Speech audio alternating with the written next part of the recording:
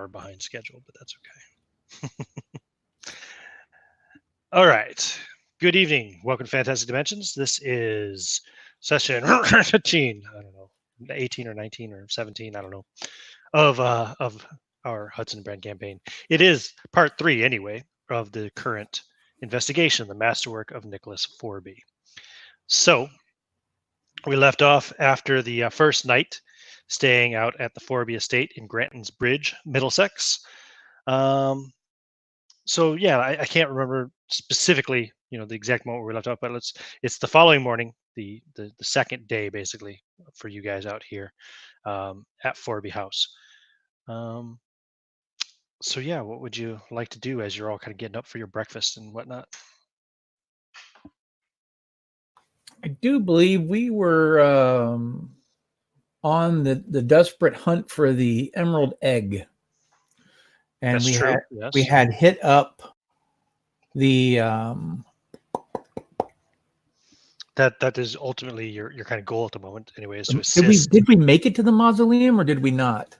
You never went into the mausoleum because you didn't get a key. We needed the key. Well, we're going to do the mausoleum, but I believe it was brought up when I saw the creature in the night. Right, by Clarence or Belgrave there. He brought it up that the ice house, which is new, might actually be tied in because of caverns and such. That was Gerard who brought that up. Sorry, it was Gerard.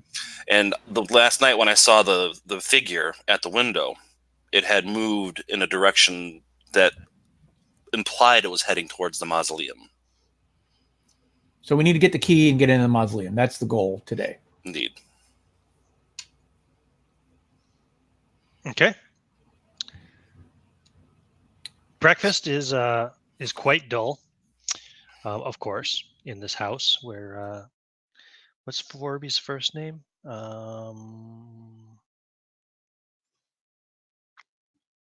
I can't remember Mr. Forby's first name now.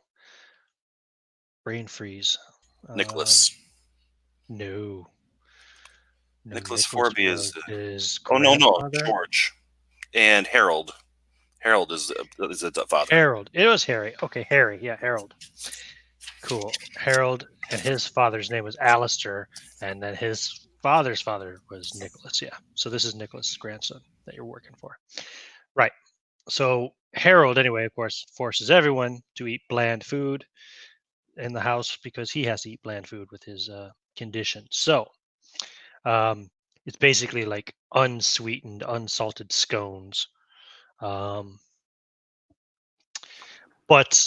plain Gertrude, Mrs. Forby. Yeah, so probably some. Also, you have the option of some porridge, again, unsweetened, unsalted, just really bland. Not even any raisins in it. However, Gertrude will slip you a small dish with some butter, Reuben. If you're having scones. If you're not having scones, then she'll slip you a small dish with some raisins and some sugar. If you're having porridge. Which are you having? Oh, I'll have the butter and the sugar. Okay, you're having both. Okay, woo. Reuben's like, give me a scone and a porridge. All right. That's right. Fair enough. I like where this is going. He will give her a covert wink. Mm-hmm. At this point in time, I think you're still the only one who knows anything about the visitor in the night. Is that accurate for Clarence? I believe he went right back to bed, didn't he? I did go back to bed, but in the morning, the first thing I did before we came down is I called Reuben and Gerard to my room and discussed the thing I saw in the middle of the night, and I showed him the sample that I took. I did not get the opportunity today to listen back to the last session, so that's why I'm like completely at a loss. Yep. Okay. Cool. So you did tell them and showed them, right? Yes, you showed them the smeared substance you found on the windowsill, which exactly turned out to be, if I recall correctly, like some kind of plant materials. Yeah, it's crushed green grass, moss, vegetation, and rank mud. Yes. like one would find at an ornamental garden. I mean, ornamental water treatment, like the slime around the edge. Okay. Bog slime. All right. That's fairly accurate. I'm not a naturalist, though, so. Now, is Clarence still taking breakfast in the kitchen? I presume. Of course. With the servants? Okay. Gotcha. And Gerard and Ruben will have breakfast in the... actually, let me see here. Pull up. Look at Gerard moving up in the world. Yeah. He's worked hard for it. The rest of you, there's a dining room. You guys can be having breakfast in the dining room. So that would be Ruben and Gerard, and of course Harold and Gertrude, because what's his name, the brother? I know his last name is Medler. Is his first name John? He went on a business trip. Yeah, he went to London yesterday. Yes, John is his name. John Medler. John Medler. There we go. Cool. I've actually found my notes. I have a page and a half of them. Good, man. Obviously, I have none, but I do have a 17-page scenario. So I guess you know a little bit more than what's going on than I do then. Sometimes too much information overload. I remember nothing. So yes. Okay. If you want to just skip past breakfast, we can. If you want to keep, if you don't want to have anything too interesting happen at breakfast. And so it's me and the Bates and the young serving, or the young maid, right? The future Mrs. Brand Carmichael. The young maid is the future Mrs. Brand Carmichael?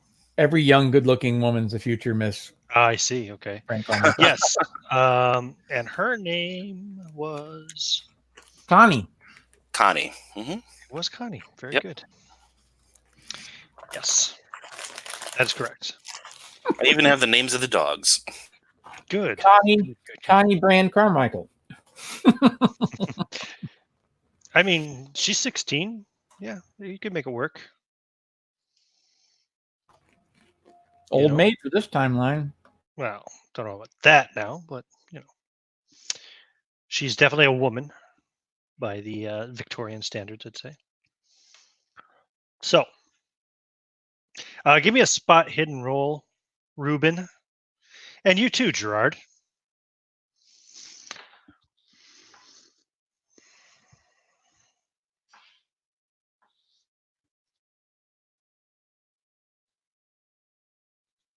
I have a regular success, but just barely.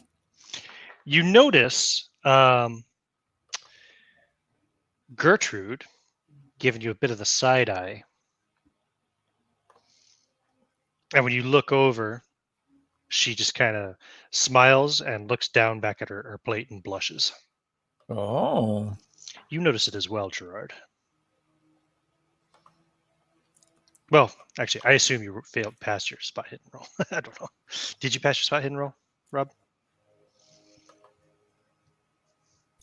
I do have something I want to do. Are you there, Rob? You're muted, bud. Right now. Okay.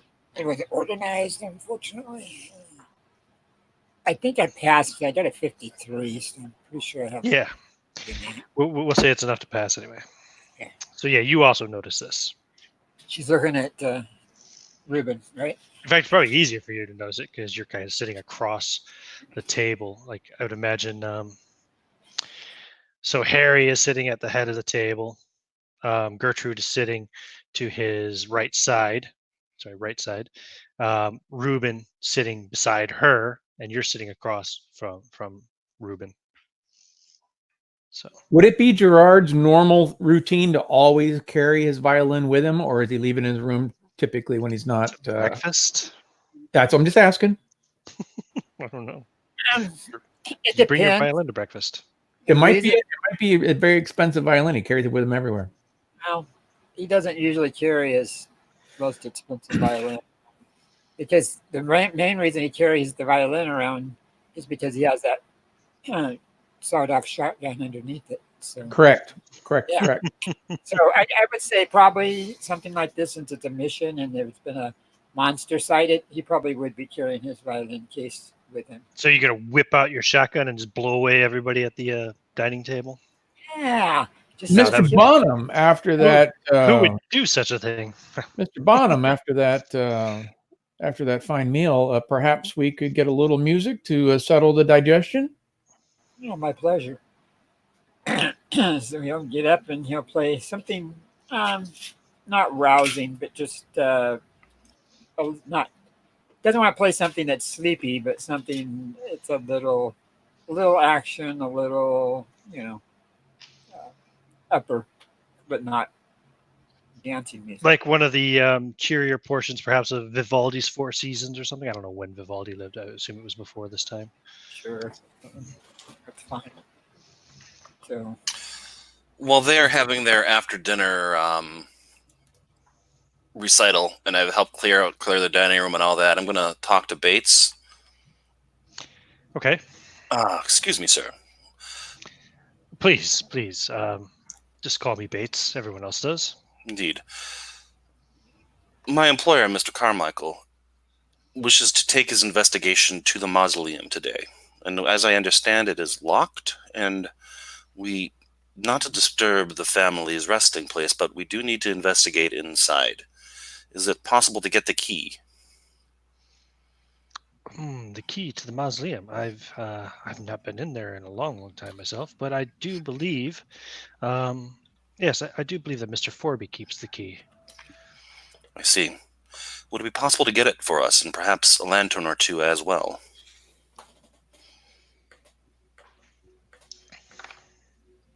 Yeah, sure. I don't see it as being a problem.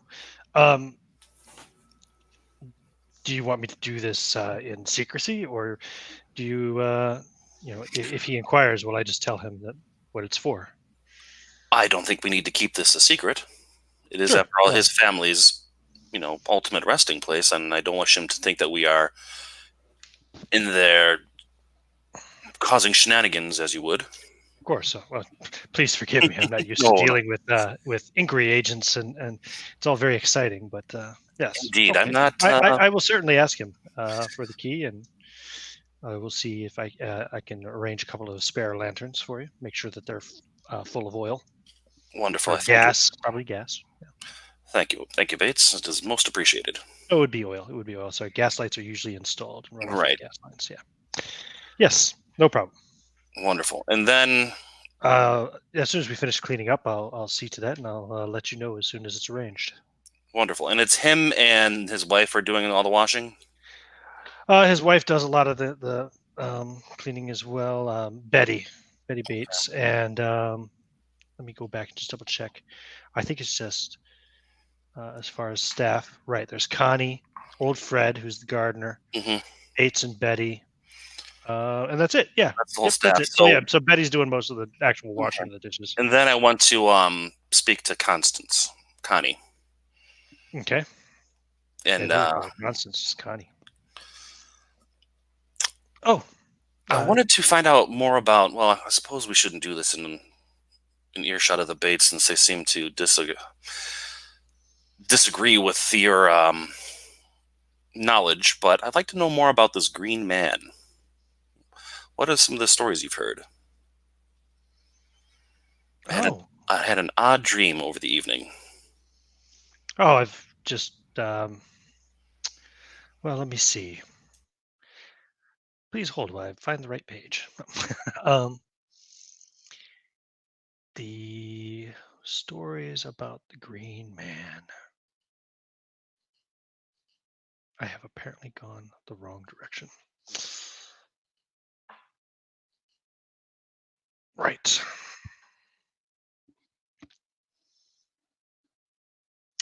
Well, it's a widely held belief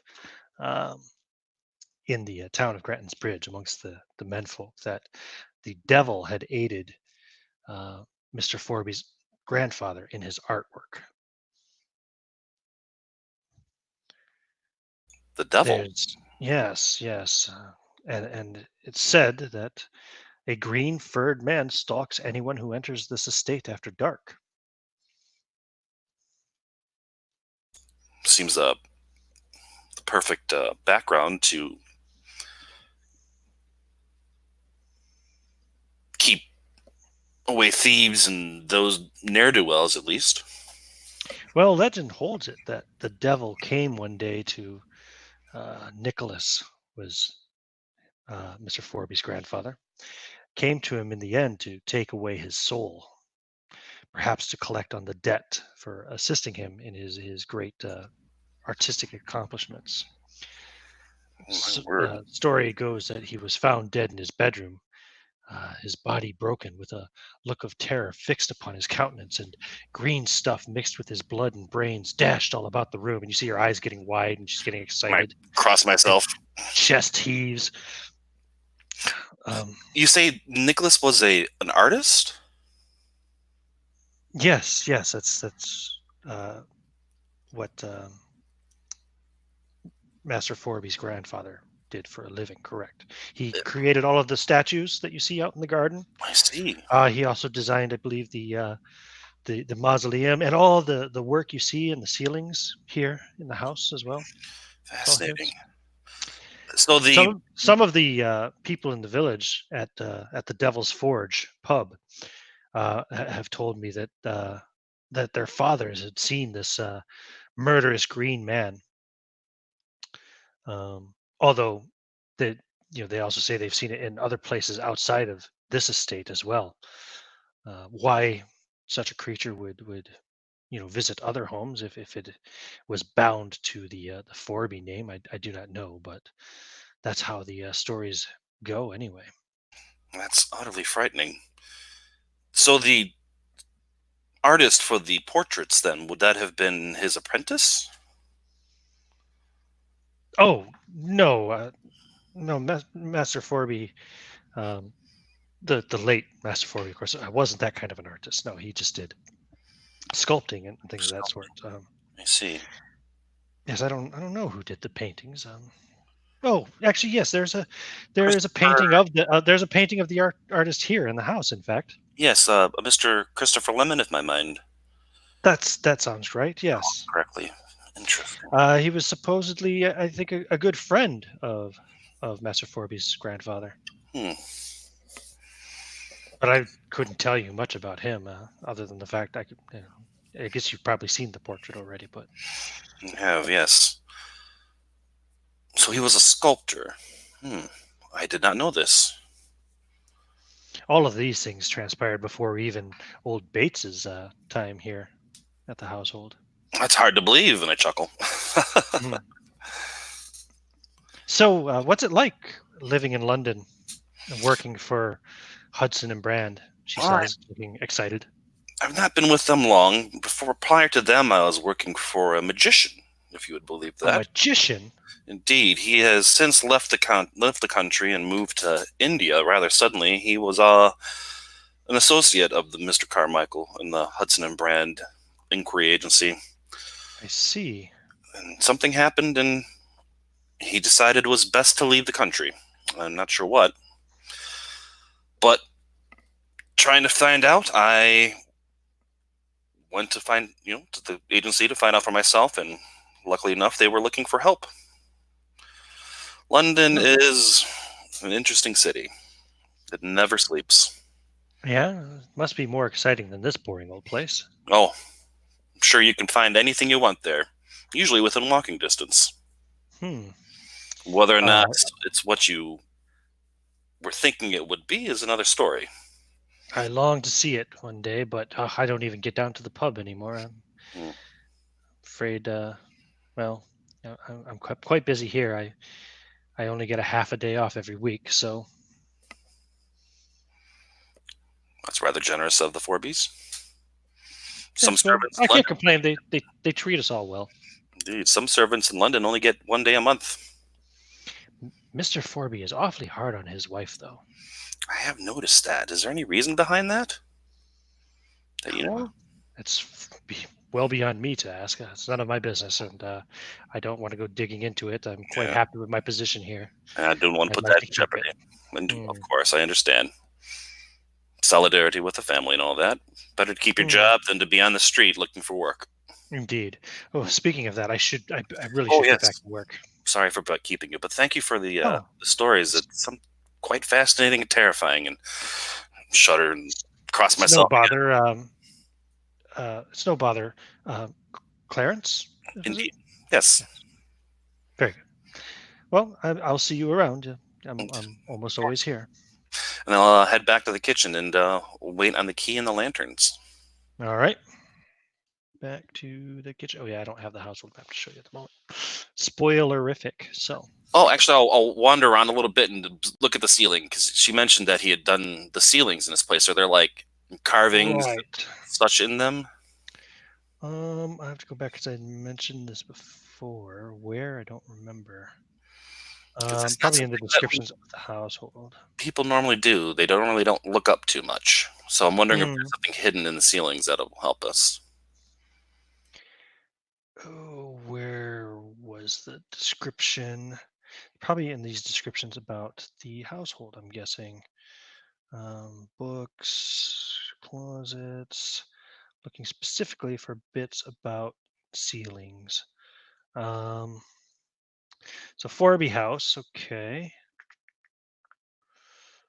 Hmm.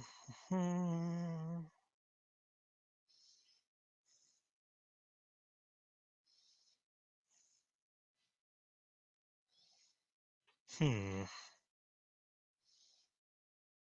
Oh my. Of course, I can't find it when I need it. Didn't think I would really need it, I guess, but um.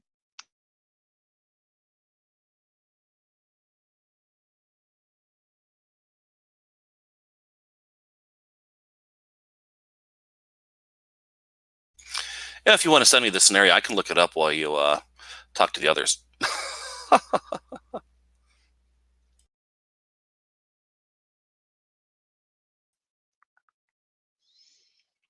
God, where is it mentioned here?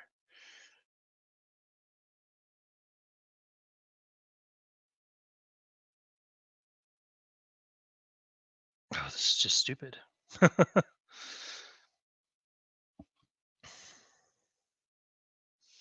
I want to say it's called molding or something. Does that ring a bell, John? You're an artist. Do you know anything about this shit? Molding, yeah, that's what it is. Along ceiling line.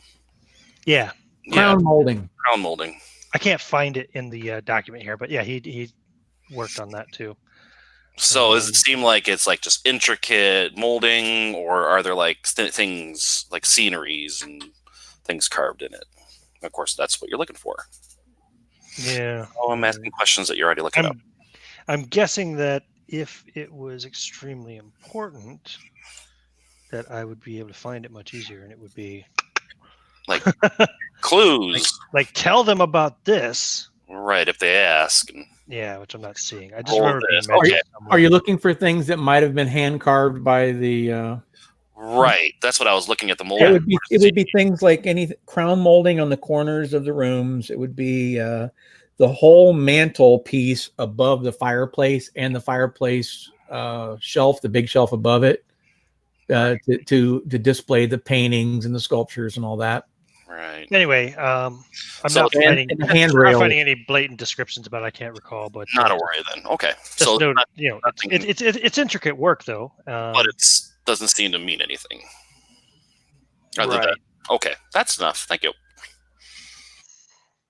Much like the like the carvings on the mausoleum, the stones of the mausoleum had carvings of like trees and animals, people and mythological creatures, stuff like that. I think the molding would be kind of something similar, that kind of work.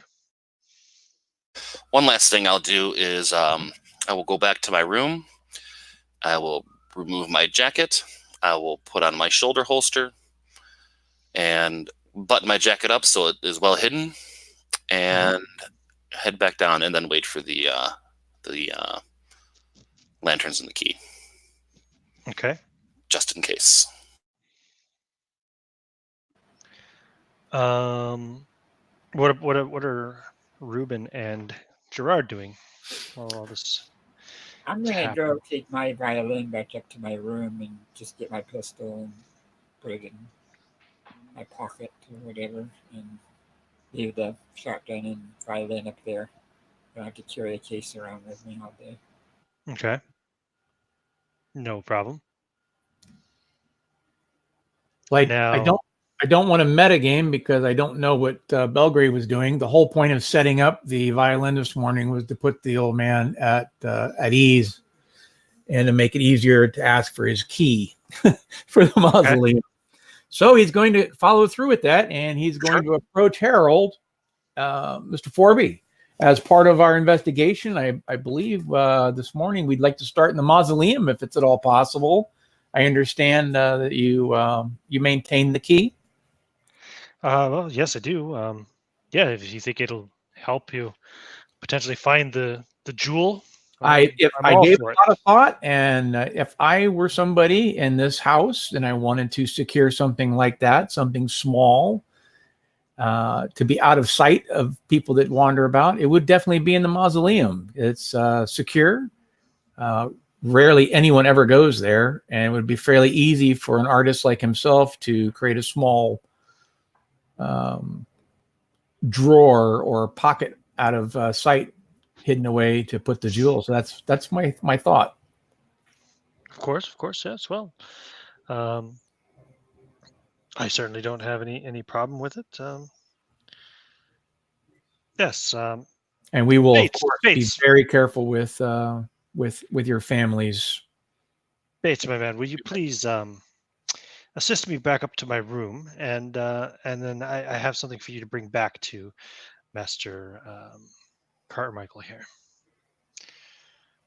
So Bates will assist him to get back up to his bedroom, so he may rest. In the meantime, while the butler is distracted and Harry's going upstairs, if Betty is also distracted by putting away dishes, and Betty is cleaning dishes, yep, and Connie is elsewhere, then Ruben will make some small talk and perhaps a slight touch on the elbow, maybe with the missus. Oh, she'll giggle and laugh and say, I hope you enjoyed the butter and the sugar. Of course. I don't think Harry was any the wiser. He didn't seem to notice. Your sentiment is much appreciated, madam. Please show me some of the finer portions of your house. Certainly there must be something here with a woman's touch. No, it's just been such a long time since there was a man in the house who was kind to me. I would hate to see you suffer a miserable meal. I hate to see you suffer at all, madam. Well, he is my husband, and I suppose I owe him much. So you want her to show you? I'm sorry. What did you ask her to show you? Giving her a chance to show off any room, or just to lead him out of public. Oh yeah, show her. You want her to show you her bedroom? No, I wasn't thinking that at all. More like where she does her embroidery or some such. Nah, I know. I'm just teasing. Painting. Maybe she's doing some sculpting. No, she'll show you kind of the morning room, of course, would be something maybe. Right. The morning room would be a room where she'd spend a lot of time reading and relaxing. Sure. It's usually the morning rooms are usually there for the women to spend time in, leisure time and such, so that the men can have their own, privacy whenever they want it. But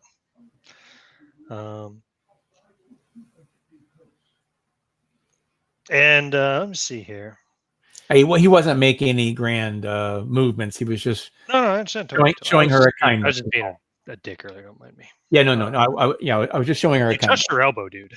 Absolutely, that was not even the wrist. Yes, the elbow. Very forward in the 1890s. You're damn right. That's practically opening the KY. Let's see here. She says, actually, would you be interested in meeting my son? Absolutely. I apologize that I haven't requested it up to this point. Lead the way. Well, he has a cold, and so we haven't been exposing him to the rest of the guests. But I don't see any harm if you were to go up and say hello, just a quick introduction. I'm a very robust man. I'm sure I can handle a cold. Lead the way. And let me see here. Is there anything really to be said about this young man?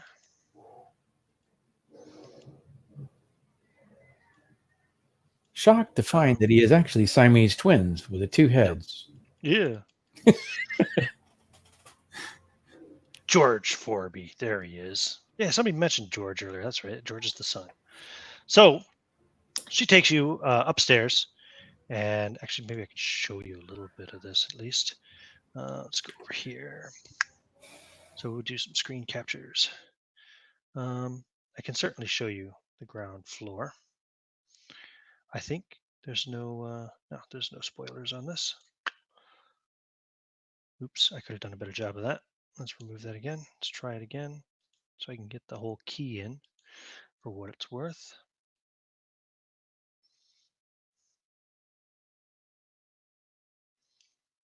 Yeah, there you go. So there's the ground floor of Forby House.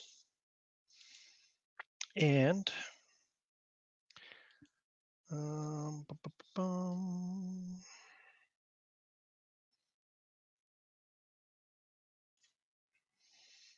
there is the kind of line it up about right there. The bedrooms upstairs. Just showing you a portion of that. But so the master bedroom, kind of on the northwest corner, if you will. I mean, there's a hall all the way around the edge with windows facing out. But there's the master bedroom where Harry sleeps. Gertrude has a bedroom of her own. And then George's bedroom, which you see there listed as child's bedroom. So, oops, well, can't do that, can we? Remove. Okay, sorry about that. Fucking, that's the thing about that screen selection thing. So George kind of sits up. He's already sitting up in bed anyway. He's reading a book, which he give me a spot hidden roll actually.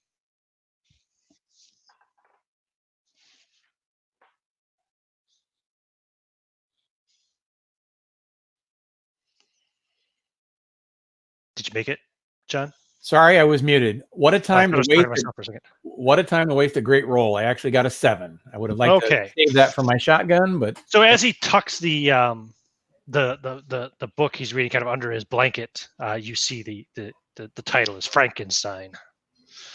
I think, was it called that, or was it called something else back then? It was called Frankenstein or the Modern Prometheus. That's right. Modern Prometheus, right? Yep. So he tucks that under his blanket as you walk in, and you can see you're looking at him visibly. He's puffy cheeks and kind of bags under his eyes. He looks unwell anyway. And he's kind of sniffling, and he blows his nose in a handkerchief as you walk in. And his mother introduces. She says, "George, I want you to meet Mr. Reuben Brand Carmichael from the Hudson and Brand Inquiry Agency. He's here staying with us to help your father." George says, "Young Master George, nice to meet you, sir." And he holds out a snotty hand to try to offer you a shake.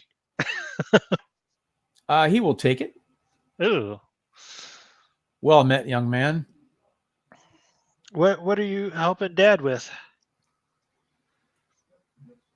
There seemed to be a few things about the property that he needed help finding. A bit of hide and seek, and adult hide and seek. We're going to see if we can help him find some of his property while he rests. Perhaps when you feel better, you can help us. Oh, well, maybe I can. Yeah. Maybe you can help me too. Do a favor for me. Of course, if I'm able. Well, I have a pet that is out in the stables, and well, I'm kind of afraid that old Fred might forget to feed it. Would you just check on it and make sure it's fed? Well, of course. Is it the elephant that's in there? Elephant? His eyes get big. What is the No, pet? it's just a small ferret, sir. A ferret? Well, I had a ferret Yes, as a child. when I'm feeling better, I plan to dissect it. I see. Considering being a doctor, are we? And you of course. I'm sorry, I should mention Gertrude had left you with him. She's not in the room when she says it. Don't tell Mom, please, because if she knows, she'll drown it. I see. Are you considering being a physician? She already drowned all my rats. Yes, I'm studying practical anatomy, sir.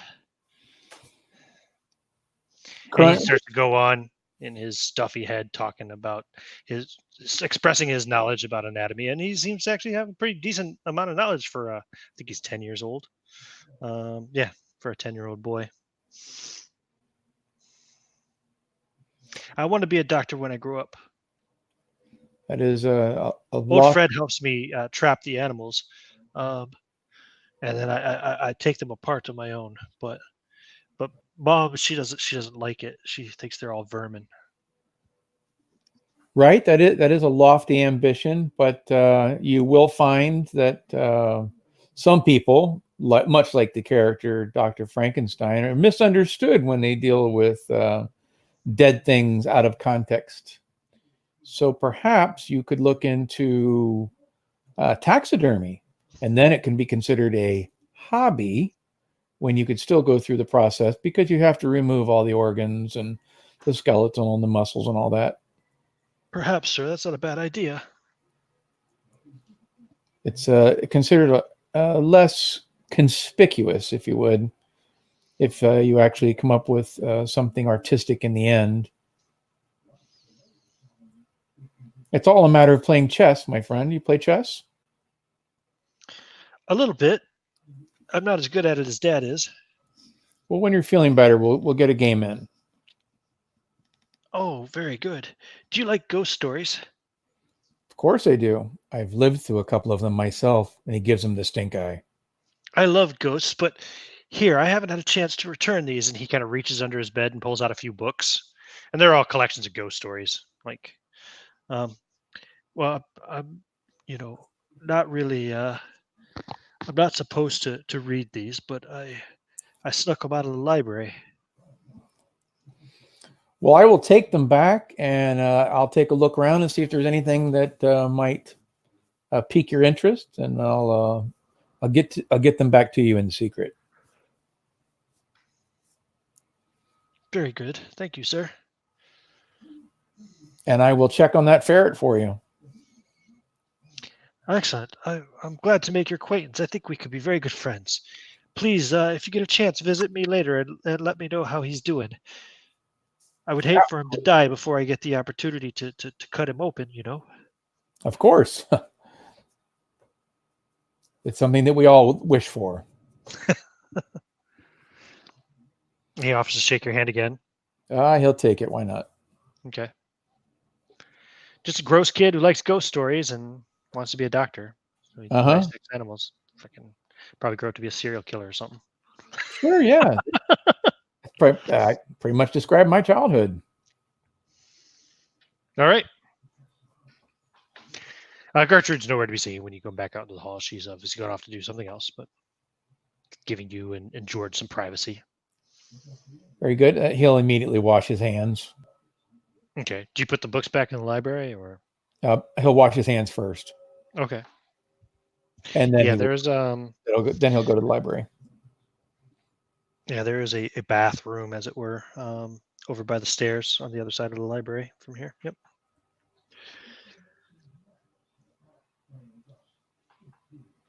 Okay, cool. Yeah.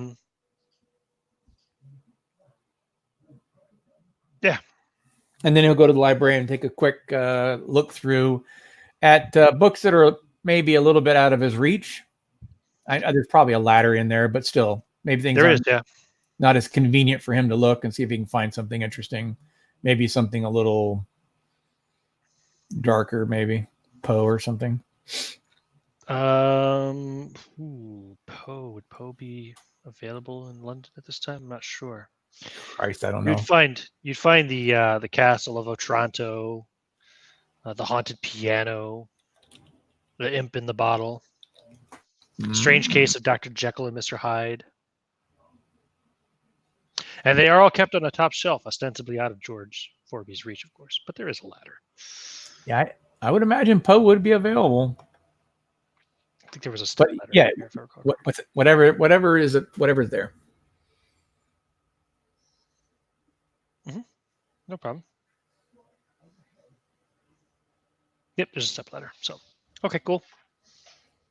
What do you do with them then? Take them right back over to him, or do you just put them in your room for now? Or well, it all depends on who sees him. I mean, if he runs into the lady of the house, then he will. No, she's not sure where she is actually right now. Okay, well then he will make short work of it and get back up there so he can go on to the rest of his morning. Oh, thank you very much, sir. Good luck. I'm going to go check on that ferret. Did you give it a name yet? Yeah. Well, no, I don't usually give them names. It makes it kind of harder to kill them when the time comes, you know. Indeed. But I prefer to keep a professional distance between myself and my future patients. And he chuckles. True. But we should also temper our science with humanity. That's a very interesting thought. Yes. Well, listen. Come back to me tonight after Mom has gone to bed, and let me know, and I'll show you my secret place. Yikes. Okay. I'll take that under advisement. You're never coming back again. No. Okay. Here you go. We'll find a safe room. All right. So I'll make a quick run to the barn if at all possible, if I can find said ferret. Barn, the stable. Oh yeah. Okay. Yeah. You'll find it there. It's fine. Fred has been feeding it. You know, it's in like a little cage in there. Is Fred anywhere to be seen? No, not at the moment. You go in. The dogs are there, and they're excited when you come in, and they're, you know, actually at first when you first come in, they kind of growl a little bit. Well, he always keeps a biscuit in his pocket. He'll break it in half. Oh yeah, now they're happy to see you. He's brought us leftovers some breakfast. Woohoo! And they become your friends right away. Very good. So when the opportunity presents itself, he will. If the ferret is approachable, you should know pretty quick. Then he will take it out. Okay. And put it in a little sack, and then kick the cage over, and maybe give it a little smash, rustle up the hay around it, and then he'll make a short run to. Let's see. We'll go over to the east side. You know, past the carriage house, out, walk out into the field there. And it'll go as far as he can go without being too noticeable, and they let the ferret go. Oh, you gave the cage a smash. I thought you smashed the ferret. I was like, No. He put the. You said you put it in a bag and give it a smash. I was like, what? Put the ferret in a sack and gave the cage a smash. Okay, you just said give it a smash. I didn't know what you were talking about for a second there. I thought you like literally put the ferret in the bag and swung it up against the side of the barn. The dogs got it. Gotcha. Okay, fair enough. Okay. Ruben doesn't like seeing ferrets killed for science, huh? No, Ruben is just taking steps to try to dissuade the potential of a serial killer. Give me a spot hidden roll as you do so. Stand by. Ooh, that's going to be close. Hold on. 57. 57. Survey says spot hidden is a 60. Just made it. Okay. Yep. You do find some small animal traps out in the field. Mm-hmm. He'll step on them. Crunch, crunch.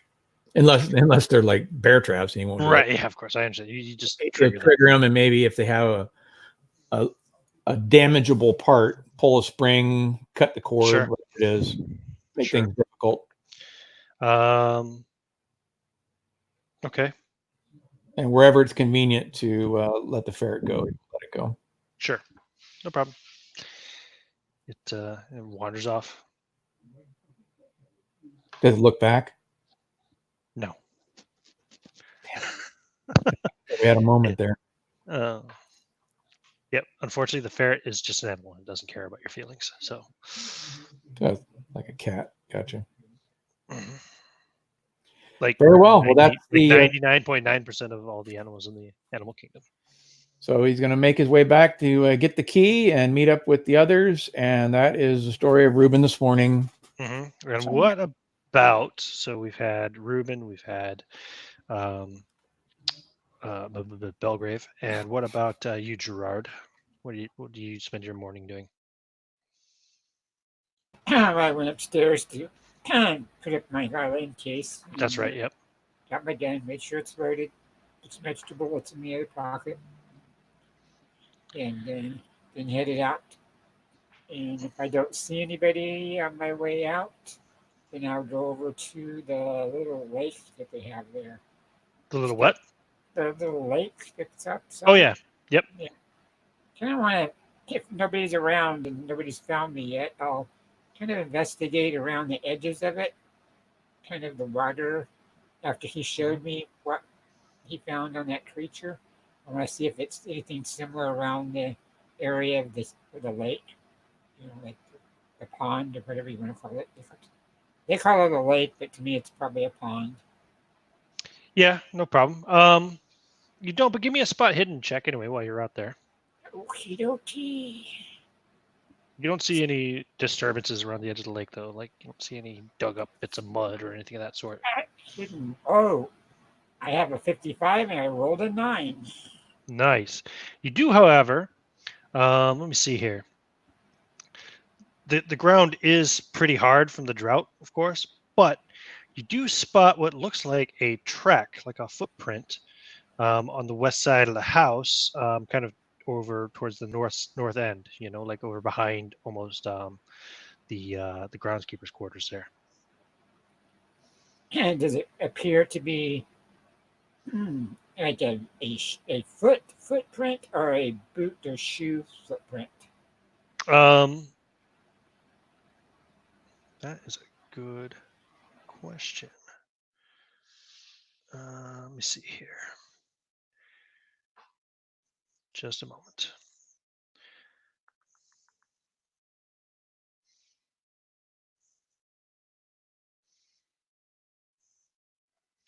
Yeah, it actually, it looks like a boot. But you definitely pick up some of that green and brown grossness that Clarence showed you earlier. And that's in the boot? I mean, or on the edge of it, like kind of, you know, on in the track, mixing with the track, you know. Okay. Interesting. And there's just this one boot footprint. There's nothing leading off with the boot footprint. No, you do if you're gonna look some more. Yeah. What's your track skill? Just out of curiosity. Hold on, I have to bring that up and find out. Let's see here. Probably not great. I guess you're not really track, are you? I mean, it's probably That's probably something that 10. Wilhelm von Zorn would be good at, but he's not here. Yeah, it's a 10. So it's not okay. great. Well, anyway, you do find there's a trail that leads up kind of north from there, and around behind the house. Heading. Oh, I need to open this. I need to open this on my own thing where it's bigger and I can see it. Hold on. Right. So it heads over to the east, kind of around behind the dairy and the stable, and around the carriage house, and then heads south. Wow. Like along the field. And that's the same track I've been following, then, correct? Yep. And then give me a track roll. Okay. I said I only have a 10, so it's probably not going to work, but we'll see. Nope, we rolled a 52. Okay, yeah, it heads south of the house, and you kind of lose the track anyway around the limit of the Forby estate grounds, but you know you're not sure where it goes from there. Okay. You lose it. I kind of mentally marked where I'm losing it, at. And that way, if I want to bring somebody else out here that may have better tracking, we could follow from there. So kind of orientate myself to where I'm at, there. So, and I will go back around the house and see if I see any of my companions. Meet up with them. Sure. Yeah, you guys can all meet up at the later portion of the morning. Now, you do remember you had found books in the library that you wanted to look into at some point. Just as a reminder, you had kind of located the books. You didn't have time to kind of pour through them. In fact, it might take a while to pour through them all. But you had located like the private journals. I think it was of. Let me see. Of let me scroll up till I find the actual stuff. Yeah, you had found the folios of Nicholas Forby. You had found the diaries of Alistair Forby, the records of Rhoda Forby. Yeah, those were the kind of standout books that you had located anyway in the library on your first night. Yeah, I'm glad you reminded me. I forgot. Just to remind you, and also, you guys can all give me idea rolls. So it's your intelligence. Made it easily. I also made it.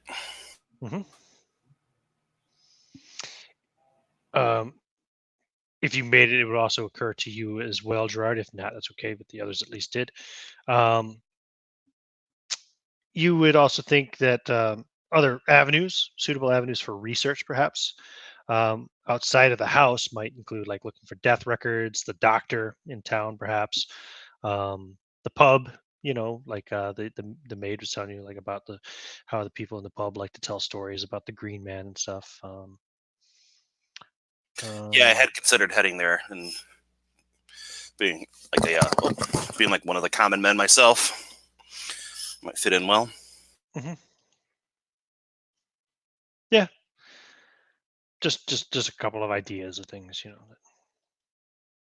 Of course, you do, of course, have the library, all the stuff you found in the library too. There's a lot of things to look into there as well. And I know that pretty soon here, I assume you're all meeting up here, probably getting ready to go to the mausoleum anyway, since you'll all kind of meet up in the house again around the same time. Shortly after, Bates delivers the key and a couple of lanterns requested by your men, Belgrave, to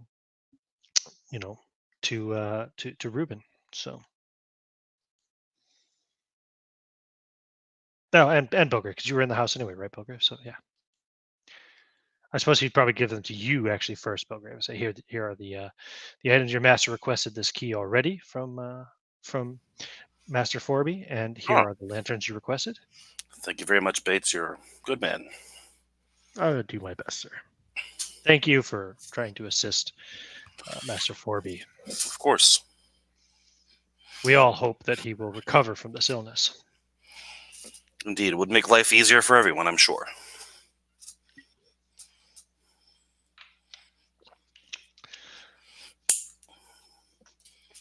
Oops, sorry.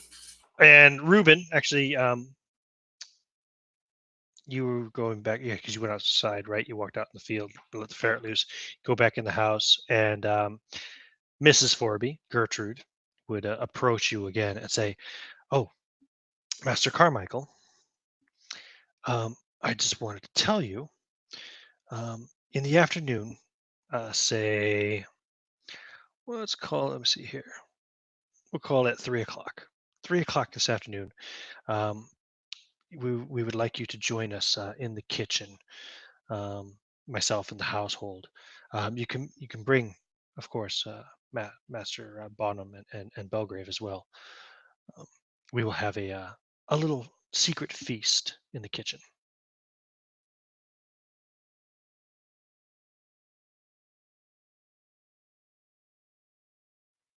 And she smiles, waiting for your response. Oh, were you away? Indeed. No, I caught the end of it. I was making sure you were talking to me. Absolutely. I will gather them. Too sweet. And he will do that. He will go find everybody and bring them in. Well, she said for 3 o'clock in the afternoon. It's morning still. To prepare for 3 o'clock. I did miss the 3 o'clock. Yeah. Okay. It was literally one of the last things I said, but that's okay. Yeah. So it's late morning. You guys have all done your little morning bits, and you are together again. Quick Looking, question. do we have the key? And go to his question. Go ahead. When people talk to Ruben, do they use brand Carmichael or you just go with Carmichael? Like how's the preferred address? It's just Ruben Carmichael. He took the brand Carmichael is his legal name. But he goes by Ruben Carmichael. Right. He's always gone by Ruben Carmichael, except for his other acquaintances that he did when he was, a gentleman thief, and then he was Grover. So. Gotcha. So I would prefer to use Mr. Carmichael. Mm-hmm. Just wanted to make sure. Awesome. Okay. Good. That's what I've been calling him. So once I see Ruben, I'll come over with the lanterns and say, Mr. Carmichael, I have the key to the mausoleum, and I've also had Bates prepare a couple of lanterns for us for our foray into the depths. Well met, sir. We have a lunch engagement at 3. I will make note of that. And also, just in case, and I kind of turn and just open the lapel of my jacket a little bit so you can see the butt of the gun, there is any disturbances. And I secure my jacket again. How very forward of you, sir. He smiles. Shall I find Master Bonham? Indeed. Let's get this under order. I suspect if the jewel is there, it will be hidden. So let's bring some towels so that we can wipe down surfaces, because I suspect it's going to be moist. I shall go and prepare those immediately, and I'll head off to the kitchen. I'll leave the lanterns on the side table at the entrance there, where we're going to be exiting, and go head back to the kitchen to find Betty. Ruben will collect the lanterns so that Bates doesn't think they need to be put away. Okay. I'm probably heading into the house about this time. So then we will meet up with Gerard. We have he looks around, make sure no one's looking. We have a covert, clandestine, tasty lunch prepared at 3. So mum's the word, but we will do our best to be there by 3. The lady of the house has invited us. Are you sure all of us are invited, or just you, Ruben? Oh, absolutely. Everyone's invited, except for Harry. Okay. Yeah. Whenever a friend Belgrave gets back here, I got some interesting information. So I'll go ask Betty if she has any rags or old towels that we might have. Certainly, yeah. She can give you some rags. Excellent. Things that are used for the dirtier aspects of cleaning and such. And if she has a pair of work gloves. Oh, work gloves. What kind of work gloves are you? Something just to protect the hands if you have to move rough materials. You should probably talk to Fred about that. He would have anything of that sort, I'd say. I will do so. And then we'll head out the back of the house and head over to the groundkeeper's quarters. Okay. Well, you'll see no sign of Fred there. Oh, darn. Then we'll go back over to the carriage house and look around to see if there's any gloves. Maybe a pry bar. Yeah, I'd say there'd be some riding gloves at least in the carriage house. That'll work. I'll grab a pair of those, stuff them in my pocket. It also might occur to you that Fred is probably in the garden. Just gardener and all. True, but I don't want to have to hunt him down. Mr. Carmichael and Master Bonham are waiting for me. Maybe is there a small pry bar in the carriage house? What's your luck? It is 84. Your luck is 84? Yeah, I rolled huge on my luck. Oh, gotta work on that. Yes, there is. There are 2 pry bars. Excellent. I just grabbed the smaller of them and one of them made of gold. Tucked it under my arm with the towels over it and head back to the house. Okay. I have a question, Ian. Yes. You said it was west of the house that I saw the boot print. How close was it? Like if you look at the map that I sent you before, the one that's on my screen, Yeah. if you look at where the end parentheses is on Old Fred, that's around where you found the first boot print. So it was kind of close to his dwelling there, right? Well, yeah, but it's actually closer to the house, kind of like where. That's about where I saw it. That's about where he saw it. Correct. Okay. All right. So I head back and I say, gentlemen, are we ready to go? I have procured some more equipment for us. Ready, willing, and able. Let me show you where I first saw the figure. And start heading out. Head over to that window. Sure. And I presume that Gerard will not keep a secret or anything, and you guys will easily also spot the track. Yeah, I wanted to tell them that I did find the track because I was looking for in the pond. Please lead us to the tracks, Mr. Bonham. So you all see it. It's right there, right around where you saw the creature. And it turns and kind of heads a little north, and then heads around east, out behind the dairy and the stable, and around the carriage house, and then it heads south, kind of down to the edge of the estate grounds. And give me a tracking roll. Oh boy. Ooh, I got a big 10 in that. Everybody? Sure. If you're interested in trying to follow the track. Oh, yeah. I rolled a 46. I got a 98. I'm not even going to look it up. I got that. You fumbled. You don't even see the tracks that you followed this far. You're like, wow. I'm going to use some of Belgrade's luck. No. No, you cannot. Hey, that's to make up for my low sanity. So yeah, the track, that's as far as you can follow it. And in fact, like Ruben doesn't even follow it that far. He lost it back at the carriage house. Tying his shoe and went the wrong direction. I made mine by 2. I got an 8. I got 10 tracking. You just rolled again? Okay. No, that's the first time I rolled for tracking that you told me right now to do. So. Oh. No, I thought you rolled earlier. You rolled, didn't you roll earlier? You mean? Oh, I don't know. You mean by myself, or do you mean right now? No, when you were out here earlier, yeah, by yourself. Oh, yeah. Okay. Right. No problem. Well, okay. So yeah, you rolled again. Then in that case, because you are back out here again, let me see here. Yeah, the tracks then start to kind of meander off again to the west, almost like circular kind of motion. And yeah, it looks like it wanders off west again, kind of south of the lake. So once it was past the house, they started. Yeah, like the edge of the grounds. Okay. And so they started heading west. Now, if you want to keep on following it, you can do so, but it's going to require at least another tracking roll. And it's going to probably, it's going to require the investment of most of the day. It's going to take a lot of time. Let's see. I'll leave it up. Yeah. No, I'm just mumbling, and I forgot I had my thing unmuted. Oh, okay. Sorry, what did you say, Gerard?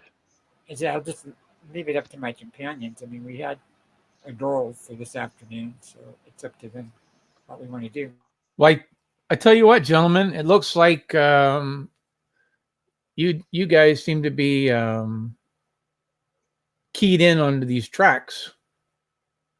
And he tries to feign the embarrassment of having no idea if there were any tracks. Why don't I head to the mausoleum and start there, and you follow up the tracks, and if they lead somewhere, come and get me, and if not, meet me there. I'd be loath to let you go in there alone, sir. I appreciate it. Creeping around in mausoleums looking for jewels is something of a specialty of mine. I'll be fine. True. But if you were to have something befall you and you're by yourself, you'll know exactly where I am. Even then, minutes matter. Completely up to you, gentlemen. I'm going to the mausoleum. Yeah, I think we should just all go because these tracks, I don't have good tracking skill. I've been lucky as it was, so I don't know that's going to be any leads on my own. So you guys can go ahead, and then if I don't pick up anything in the next 15 minutes, then I'll follow you up there. Very good. See you there. Cool. So you guys are heading over to the mausoleum. Go ahead and give me another tracking roll there, Rob. This one needs to be a hard success, so you need a 5 or lower. You are not the boss of me. I am the boss of you. Silence, Reuben Grover Brand Carmichael.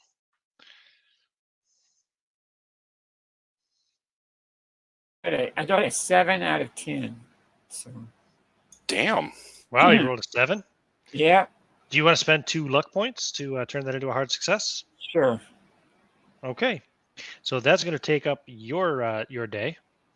Yeah, so you continue following the tracks around. They kind of meander off west for a little while before eventually turning back north again, and you're just following them along. You'll be doing that for several hours. So we will go to the mausoleum first, since that's going to be happening more immediately. All right, mausoleum. So you've got the key.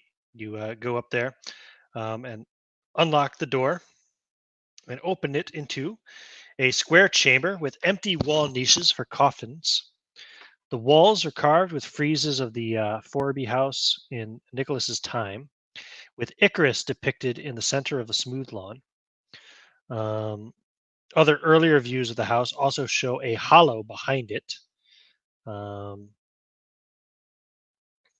Give me an idea roll.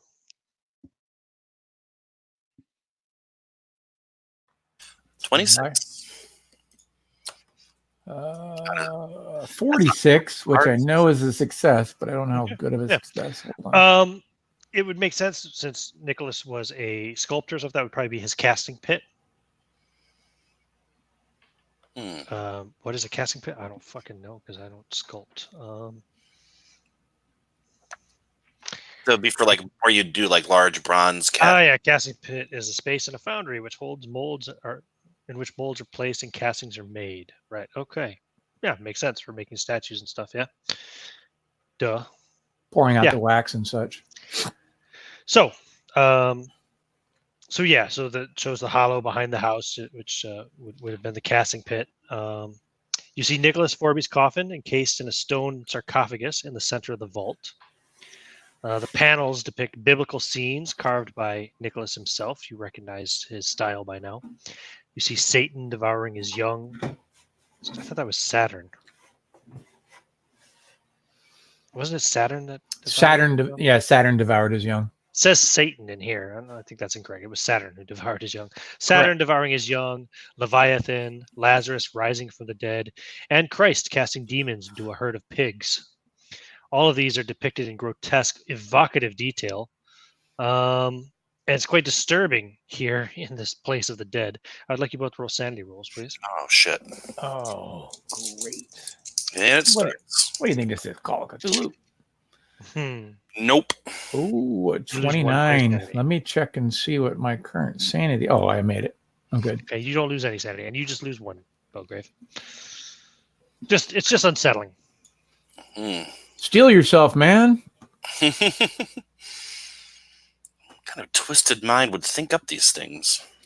Oh, I'm gonna cross myself. Reuben is going to soak it all in.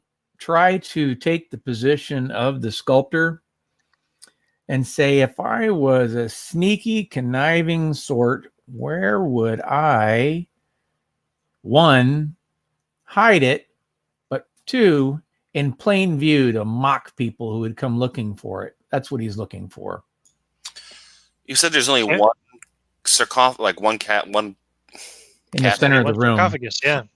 Yeah, that's an interesting point because Alistair is not buried here, which would be Nicholas's son, and neither are Rhoda or Alice, the wives of Nicholas or Alistair. So, but there is space for additional family, but they're not buried. I'll point that out. Where are the rest of the family? Where are the rest of the families? Clearly, they were not suitable. Did not meet his standards. Or that would be his wife and his son and his son's wife. Yeah. That's odd. Maybe it was something in the will. If they didn't meet certain expectations and they didn't deserve the right to be here. Or they were uncomfortable having their bodies. Give me an idea roll.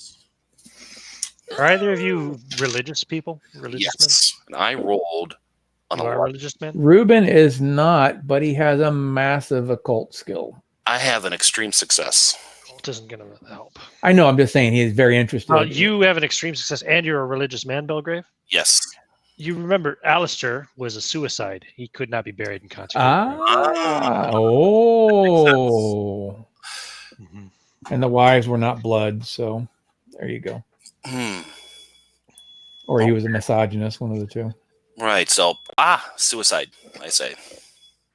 Indeed. He's still trying to do the whole Sherlock Holmes thing. And oh, wait a minute. Hold on a second. Am I getting this wrong? I take it back. I was mistaken. Sorry, Alistair is interred here as well.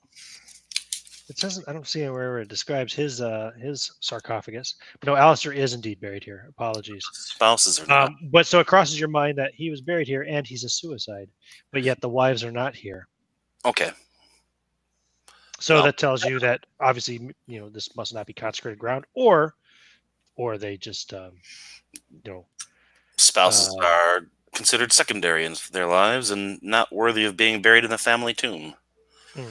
And I turned to Reuben and I said, that might explain Master Forby's attitude towards his spouse, if you may forgive my forwardness. Oh, no, it's quite obvious and disturbing. Not your forwardness, the way he treats his wife. Indeed. I can understand Master Meddler's. Having given this some time, he's looking for that. Yeah, you think, well, what? Maybe he's buried with him. Open the sarcophagus. That's possible. That's too on the nose, I think. I'm thinking something like one of the eyes that's staring down at you. That maybe it's looking. Okay. So you're checking around. Yeah, I'm going to look around and see if there's an obvious statue, one that stands out. One that give me spot hidden roll. I'm just saying, if I was to be something like that, I would make a beautiful character in amongst all this horror to stand out because he must think highly of himself. And that beautiful character, wherever it's looking, that's where I'm going to be looking for. No, you don't find anything of that sort. Okay, well, then that's the idea, and I'll just go with it. I'll start checking along the carvings, looking for seam lines. Okay. Give me spot hidden roll.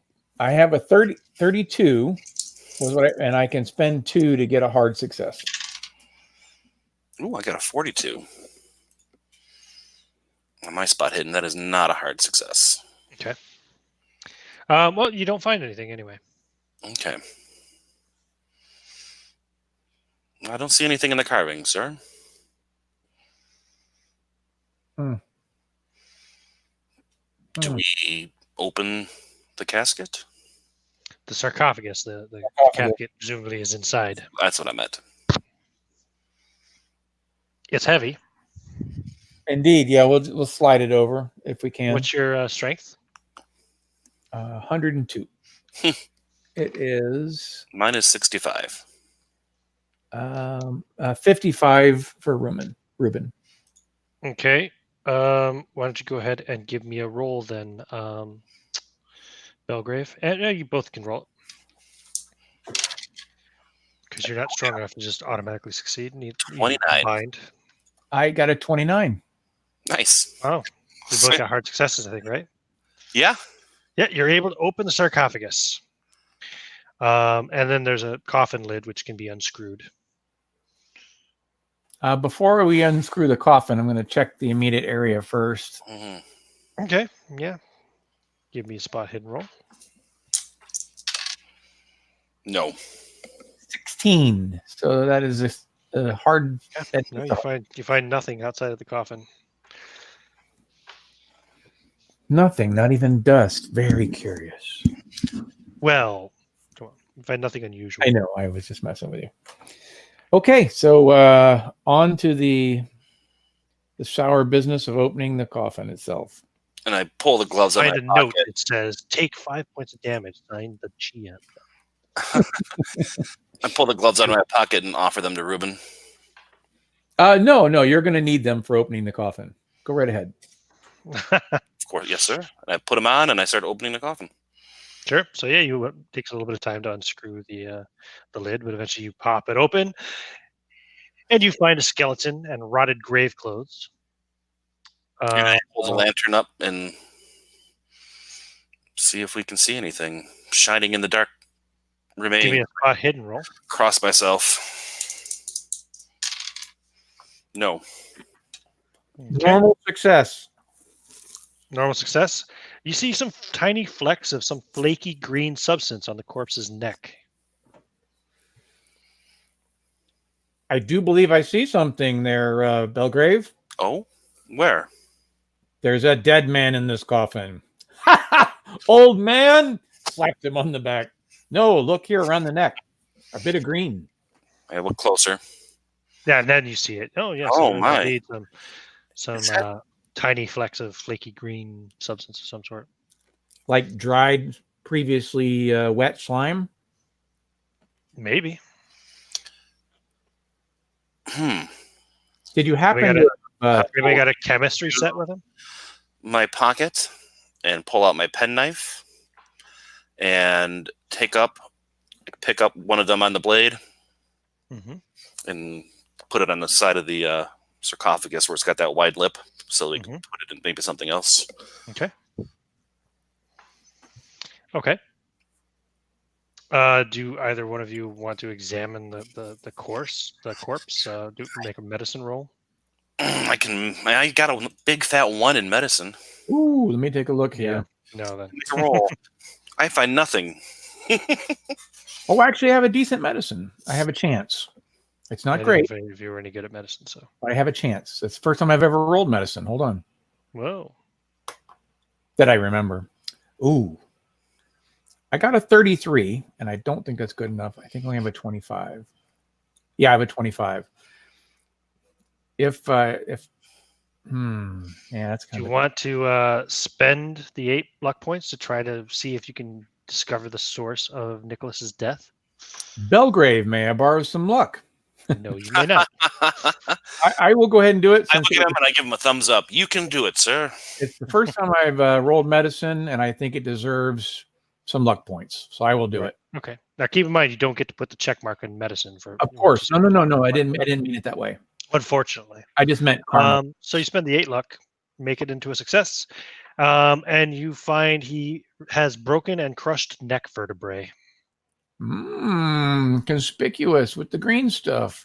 Well, the story that I heard earlier from young Connie was that he was found strangled to death, apparently by the green man, with his blood dashed around the room.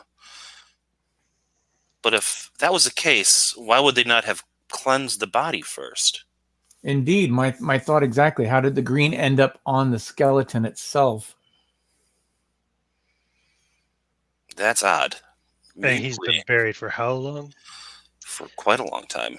Let's see here. When did Nicholas die? 1852. Yeah, almost 40 years. He's been dead for 40 years, but they did not clean the body first. Okay, so having been in the museum business and the antiquities, I'm going to take the stretch of what bones look like if they have broken over time, and what bones look like if they have been old and were broken. So if it looks like somebody got in there and broke them out of anger, you old dead man, and crushed them, that's what he's looking for. Okay. What's the skill you want to roll? Oh, I thought maybe you're just going to give it to me because I was clever. All right. Oh, yeah. No.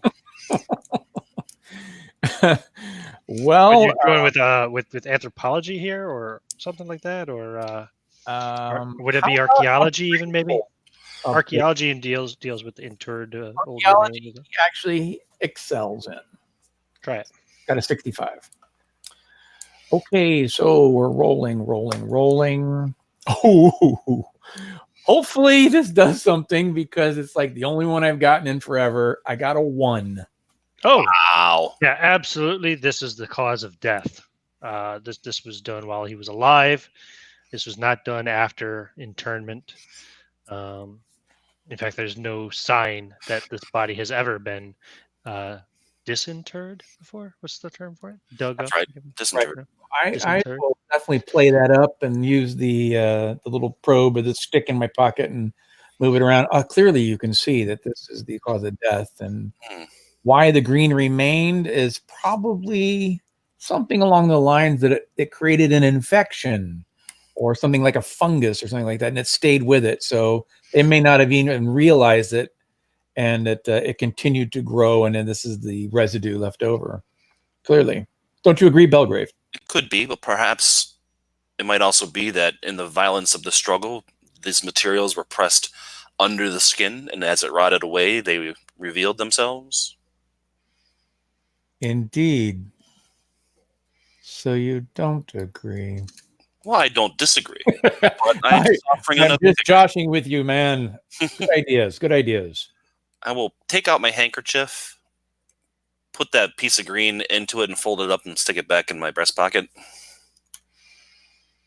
Just in case. Okay, cool. No problem. And you hear the familiar ringing of the luncheon bell. Okay. Let us... Unfortunately, Gerard, you do not hear it because you're wandering off to the north. Too far away from the house to hear it, or at least too involved in your meticulous tracking to notice. But well, we don't have time to screw everything back together. So what we will do is just lock it. Lunch. Yeah, we will lock it on our way out and come back to it. Fucking very well. Creating graves. It's not like he's gonna get any deader. Mm-hmm. No, but you might. Yeah. Yep. Okay. So yeah, you go in. I assume you wash your hands. Yeah, we'll turn the lanterns off. Leave them inside leave the lanterns inside the mausoleum, turned off, of course. Sure. Mm-hmm. And along with the pry bar and the rags and the gloves. No problem. Lunch is chicken broth with bread and butter. Give me a psychology roll, both of you. Oh dear Lord. Yes, big roll. I got I could have a hard success if I spent 2 points. Don't need to. Save your luck. I got a 27. What did you ask us to? Psychology.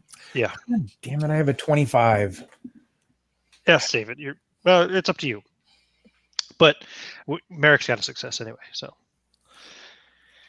if you absolutely have to be in on the knowledge, you can spend the 2 luck. It's up to you. He's going to be too interested in making eyes at the lady. Oh, then roll a bonus die. Oh, well, stand by. See if you get a success then. Because it's indeed the lady that you're going to know something about if you succeed. I would be having lunch in the kitchen anyways. All right. Shit, that's right, you would, wouldn't you? Mm-hmm. So never mind. Merrick's success doesn't count. Right. Okay. I forgot. I was getting you mixed up with Gerard for some reason. No worries. I'm used to Gerard being the one that's forced to eat in the kitchen. We're we're pretty much the same person. Well, I mean, the last time you guys were in one of these kind of situations, it was your character who was eating in the dining room and his character was eating in the kitchen. So that's where my confusion's coming up.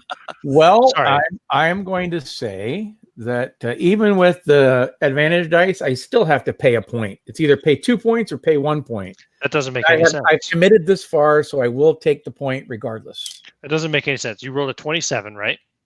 Yep. So when you roll a bonus die, you just roll one more die to see. I re-rolled it again because it's a die roll. So you rolled a 27 both times. So you can spend 2 points of luck if you want to succeed. I'm doing it. Okay. Yeah, Gertrude is very, very upset. She's putting on a brave face, but she looks like she was probably crying not too long ago. And, yeah, she's her body language is very cold towards her husband. And she's not happy. Oh, Harry doesn't seem to give a shit. His body language is just like it's been every day since you've been here. Well, this is only the second day, but you know what I mean. I was under the impression that Harry was not going to be joining us. I'm sorry. No, Harry is here for lunch. Yeah, in the dining room. Gotcha. Mm-hmm. So this is not the 3 o'clock bell? No, this is more like the 1 o'clock. You're having chicken broth with bread and butter. Very good. Mm-hmm. Well, it would be inappropriate to say anything to her in front of Harry. So, So Harry would say, "So, have any luck in the mausoleum? Dig up any clues?" He chuckles. well met, sir. Well met. Nice to see you're keeping up your spirits. Ha! Oh, that's a good one. That's a good one, Carmichael. You have a good wit about you. Yes, sir. We've been taking our time, being very careful. Of course, it's a special place, so we're taking our time. We found a few things, nothing gem related, but it's a slow pace. Don't want to miss I anything. see. So you're not done there yet. Correct. Not done. We will be back. Very well. Okay. And yourself, how do you find yourself today, sir? I feel pretty good. Feeling pretty strong and confident. I'm confident that you will be able to solve this mystery finally. I share your confidence, sir, and hopefully that gives you a little more strength.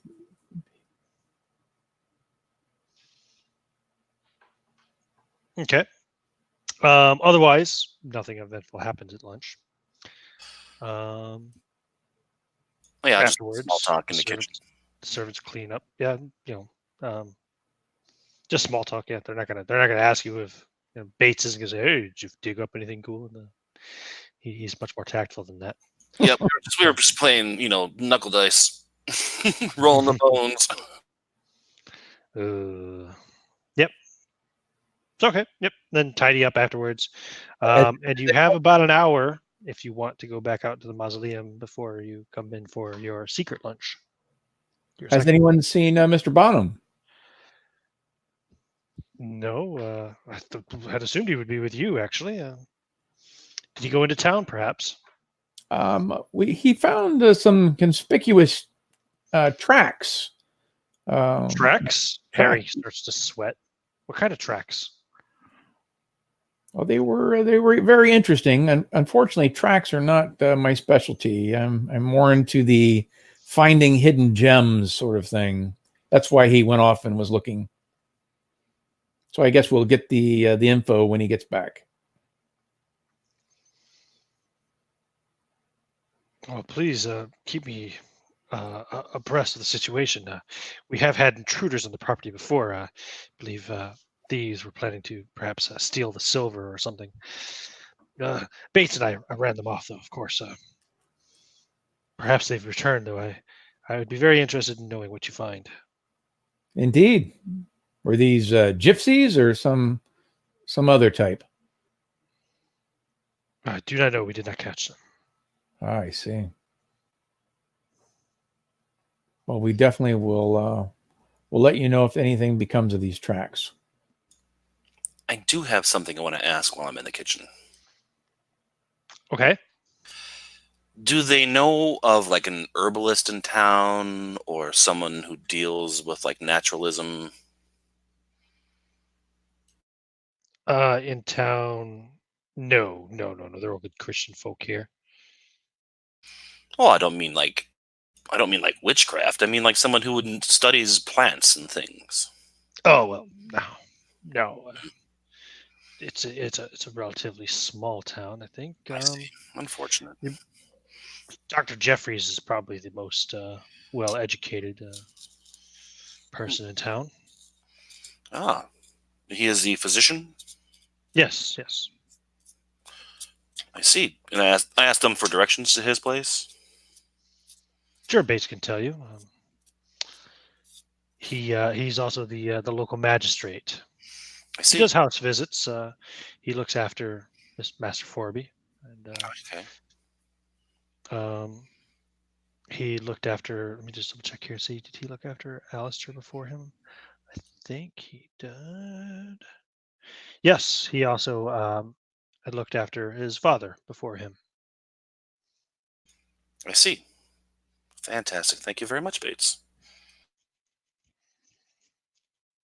And complete lunch. Okay. Cool. So back to you, Rob. Sorry to leave you hanging for so long. out tracking. But you follow the tracks. Let me see here. Well into the afternoon. You're probably kind of finishing up right around the time that they're finishing up their lunch. Here we go. Tracks. Um, wait. No, that's not it. Where is it thing about here? Ah, yes, here we go.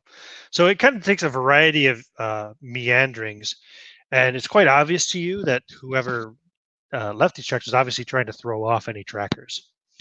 But because you rolled so well, you follow it all the way, winds up north, all the way towards the quarry.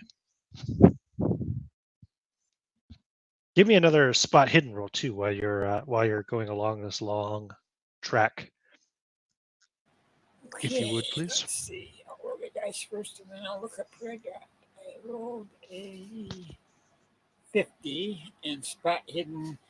I don't think I'm very. Oh, I've got 55 on spot hidden. That's what it was. Okay. Time, yes. As you're kind of following the tracks along, all of a sudden, something quick and furred and bloody starts thrashing around, like right almost in your face. Give you quite a start. Give me a sanity roll. Okay. Then it screams in a really high-pitched scream. I rolled an 89. Oh, that's a failure, isn't it?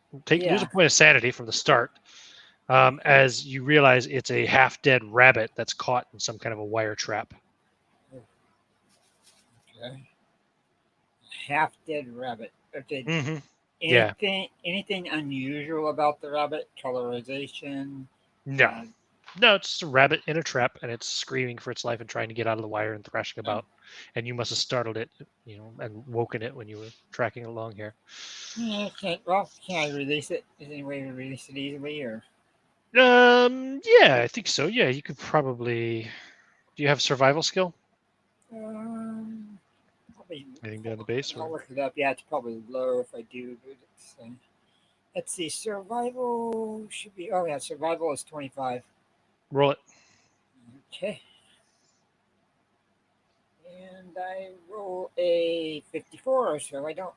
You're fiddling around with it, trying to figure it out, and the rabbit dies. Okay. Oh well. Leave it in the trap. Leave the trap where it's at. Just move on. Mm-hmm. So did the tracks kind of go right up to where this rabbit was caught? They go right by it. Yeah. Right by it. Okay. Mm-hmm. Was there tracks around the trap, or is it still just one trail of tracks I'm following? It's just one trail of tracks. Okay. I just wanted to find out if maybe that was a person that set the trap. It doesn't look like that. It looks like it just kind of walked near where this trap was. Because they would have put their foot other places. Mm-hmm. Okay. Yep, but it leads you to the quarry, which if you look at the map there's an area that says to quarry, but it's a good ways north there. Let me see what you find at the quarry. Oh, okay. That's on the other side of the mausoleum and all that then, right? Mm-hmm. Okay, I see it now. Yeah. I do believe that John Medler would have mentioned the quarry when he was giving you the tour and warned you that there was an old disused quarry on the far northern boundary of the grounds, formerly used by Master Nicholas Forby, but long since abandoned. So it's a quarry of what? I didn't hear you on that part. He would have mentioned that it is dangerous, particularly after dark, with a high chance of accident and stuff. So. What kind of quarry was it there for? Limestone or something? I don't know. It doesn't actually say here. I thought maybe it was for the stone statue. Anyway. Some kind of stone quarry. Yeah, well, that's why Nicholas probably would have used it, to get stone for his work. Mm-hmm.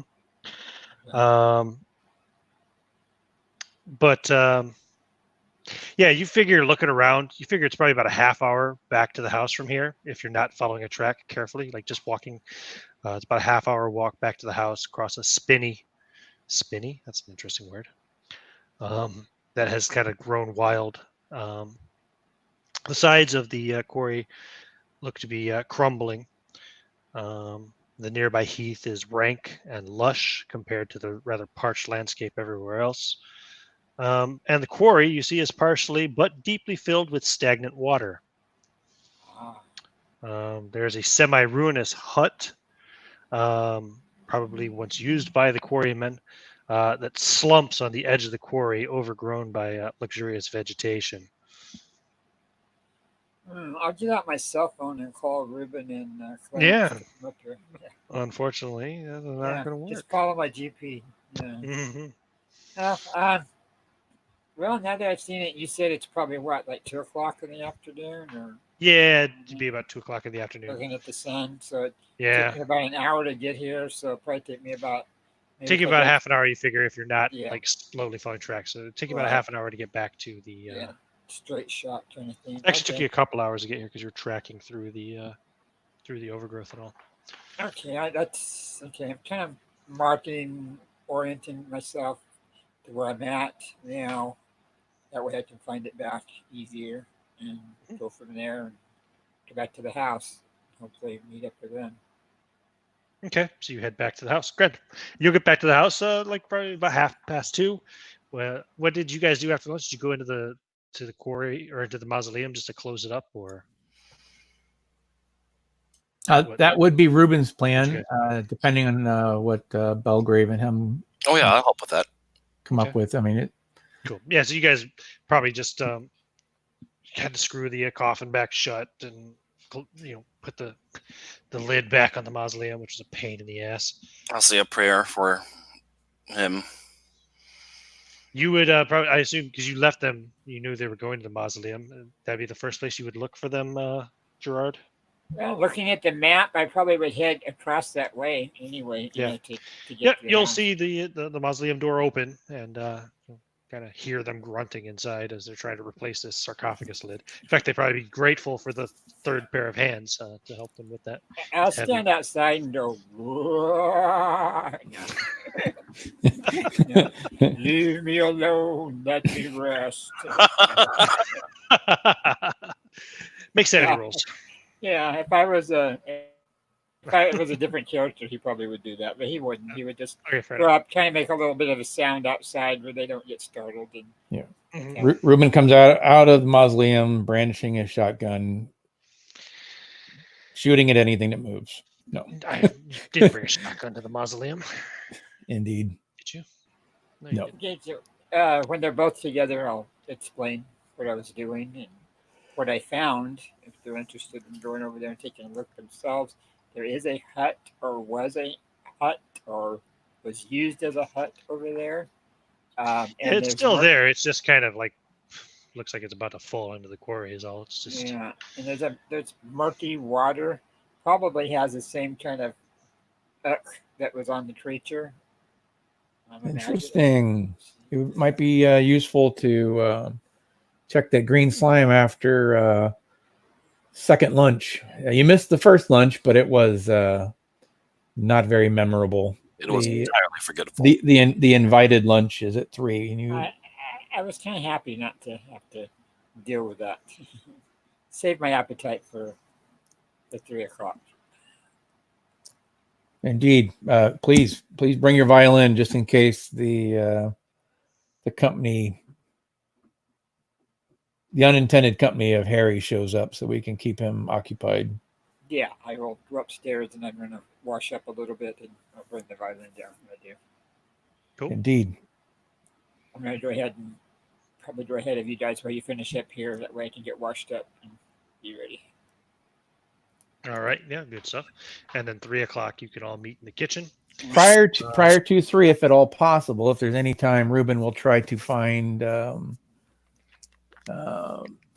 Miss Ramona, or not Ramona, Miss Gertrude, and see if he can get a word in.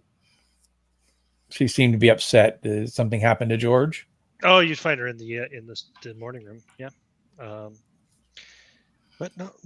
George is fine. It's just Harry. I was reading to him this morning, and he's continuously correcting my pronunciation whenever he isn't busy criticizing my posture or my voice control. It just feels sometimes like he just doesn't appreciate me at all. I feel lower than the servant sometimes. I do wish there was something more that I can do. I would offer that there are men out there who just against their better nature, just don't like women. Unfortunately. You think he's funny that way? It's possible. It is definitely possible. I mean, you are extremely beautiful, and that he treats you this way, that is a telling symptom. I thought never occurred to me. Indeed, we have not been intimate in a long time. Well, I'm sorry. This is all very forward conversation. I apologize, Mr. Carmichael. I forgot myself. He didn't even blink, as if it was nothing. He'll reach out and touch your hand if at all possible. No, but she will grasp your hand. Oh well, clutch the pearls. Turn on the porn music in the background. She looks up and kind of catches eyes with you and stares maybe a little too long, breathing heavily. It's harmless. He'll return the stare. And after several moments, she'll finally look away and kind of pull her hand back and say, "Well, thank you for inquiring after me. I do appreciate it. Have you had any luck with the treasure hunt?" Unfortunately, we have not. We have discovered some interesting things, some tracks that led to the quarry. The mausoleum was unfortunately a mundane mausoleum, although it did have some interesting and unique sculptures. The sculptor was an interesting individual for sure. Yes, well, he pretty much built this entire place. Indeed. It is literally searching for a needle in a haystack, but we will do our best. Well, I guess that just means that I shall have the good fortune of your company for several more days at least. The good fortune is mine, madam. I know exactly what would cheer us both up. Let's go have some fruitcake. Indeed. So, 3 o'clock, and you all gather in the kitchen. Of course, Betty and Bates will be there. I'm sorry. Yeah, I wanted to catch Ruben before we head into the kitchen and beg off lunch because I want to head into town. Oh, okay, cool. So you might catch. Yeah, I guess you don't know necessarily where he is, but you might see him walking out of the morning room with Mrs. Forby. Mm-hmm.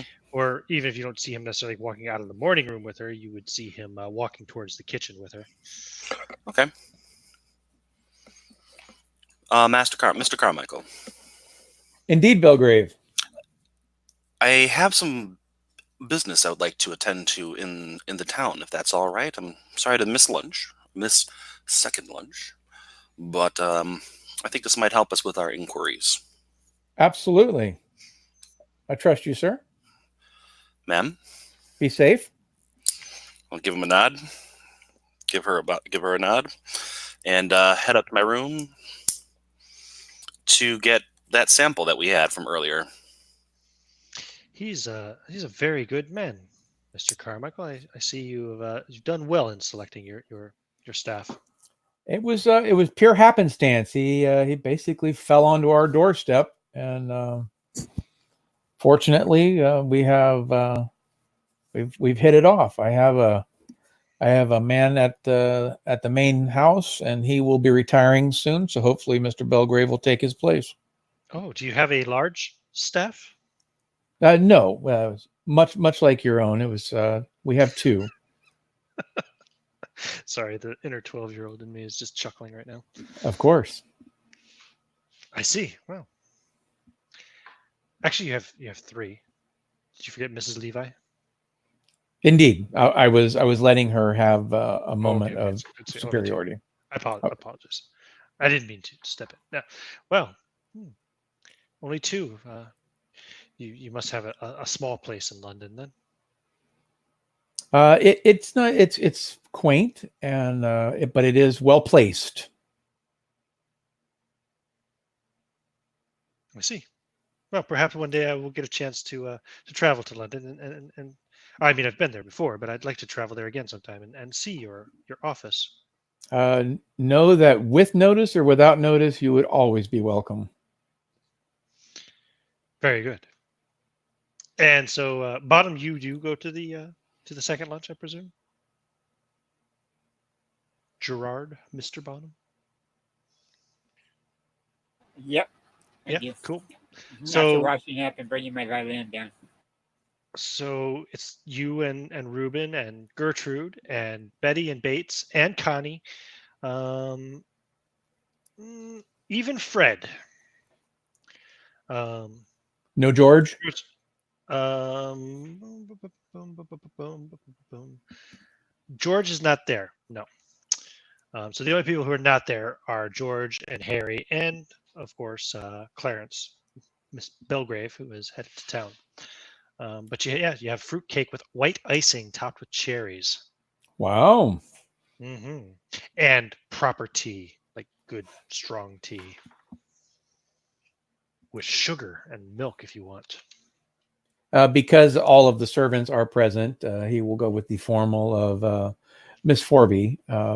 Is there any chance that Mrs. Forby? Mrs. Forby, any chance? Excuse me. Sorry, that's me, not her. is there any chance of a young George being able to partake of this? Oh yes, absolutely. I will make sure to take a piece up to him later. I just didn't want to bring him down here in case he made the rest of the staff sick. Indeed.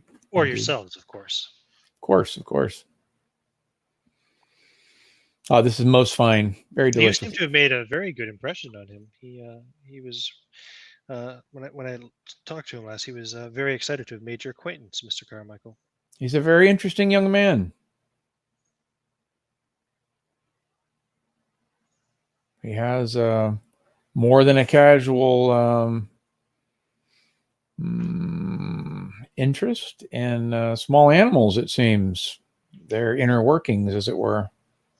Oh, don't remind me. It's all in the name of science. If I catch him with one more rodent, I swear I just might throttle the boy myself. He had mentioned something of a ferret, but I went to check on it for him, and the ferret was indeed not there. Oh, where?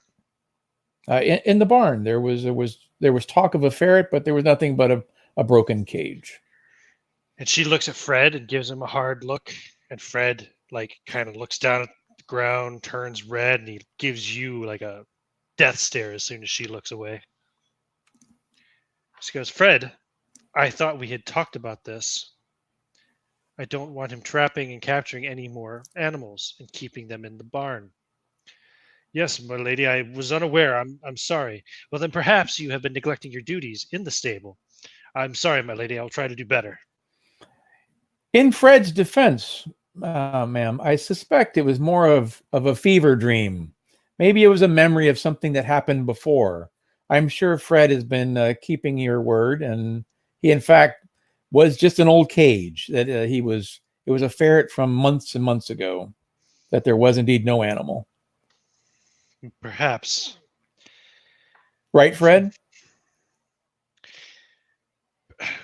Perhaps, sir. Perhaps. Either way, I will be more diligent.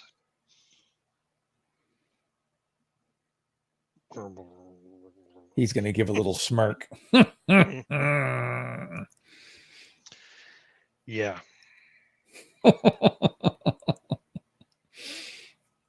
Okay. Otherwise, nothing eventful happens there. That'll break up pretty short. Fruitcake and icing. That's an event. Yeah, I mean that's eventful in this house for sure. Woohoo! But then it's just back to whatever you wish to do until dinner time, I suppose. So we should cut over to Clarence. But first, you guys want to take a bio break? Bio break. Anybody need one? Yeah, take a few minutes. Sure. Bio break it is.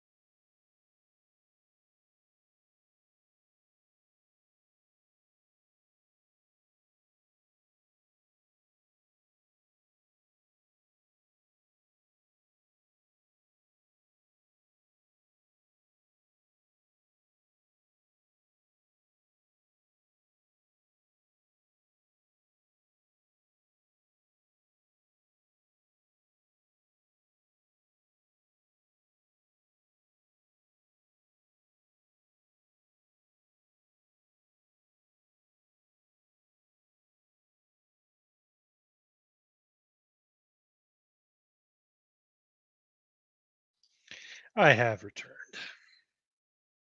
I am here also. I never left.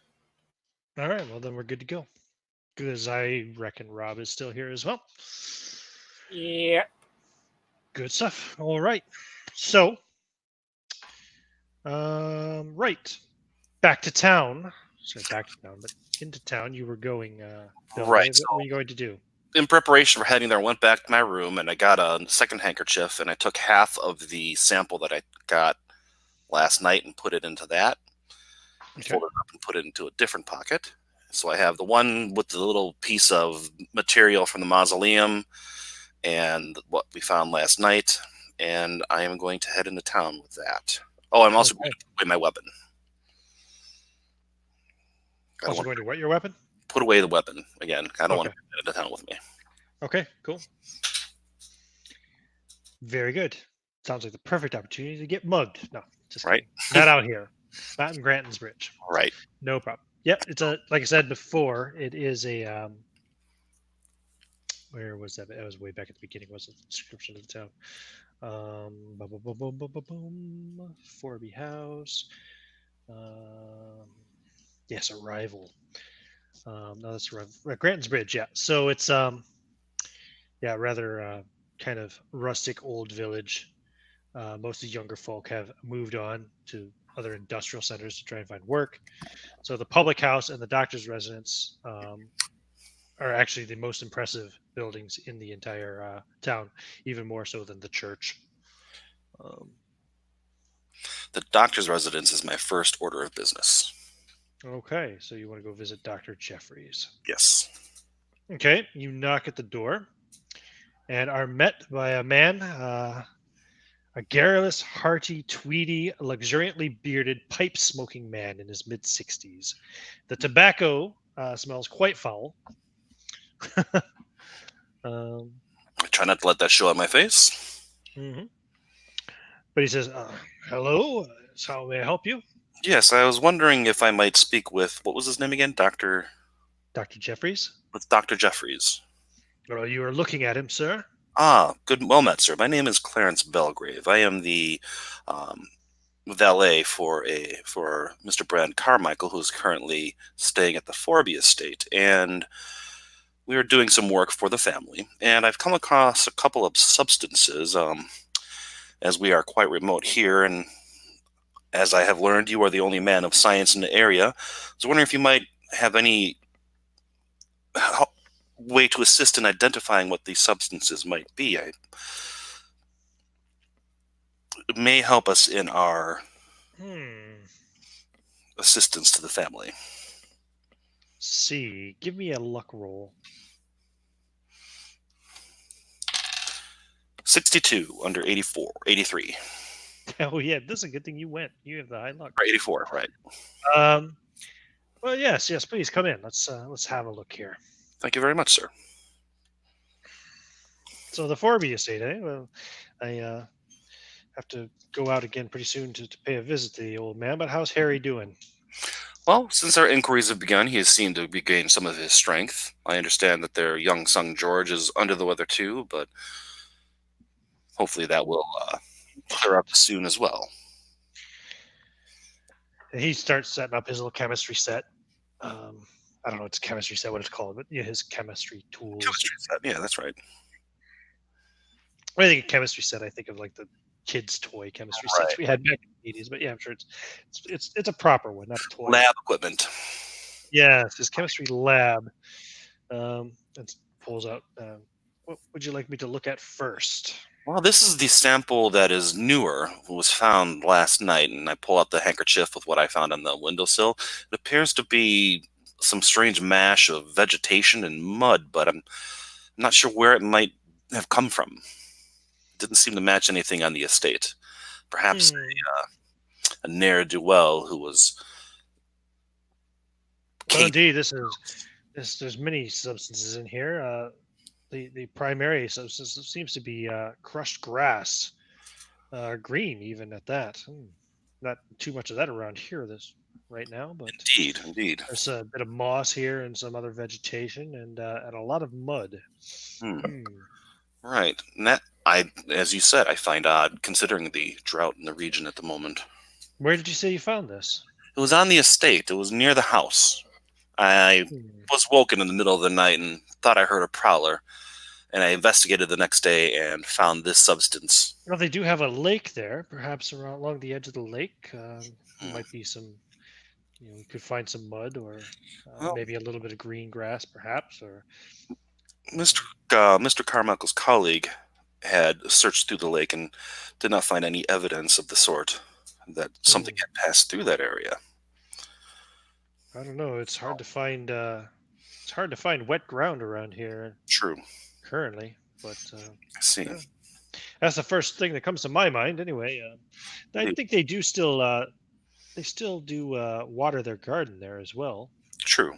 Perhaps I should look there.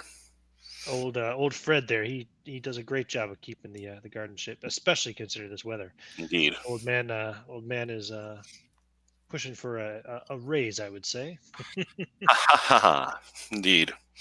This is the second substance that we found. It seems possibly connected with the first, but here, and I take out the handkerchief and I show him that piece of green material. Okay. The corpse. Oh, this is interesting. Ooh. No, this is not organic at all. No. Maybe it is organic. I don't know. Maybe I should say this is. This is not the same at all. No, no grass or mud to be found here.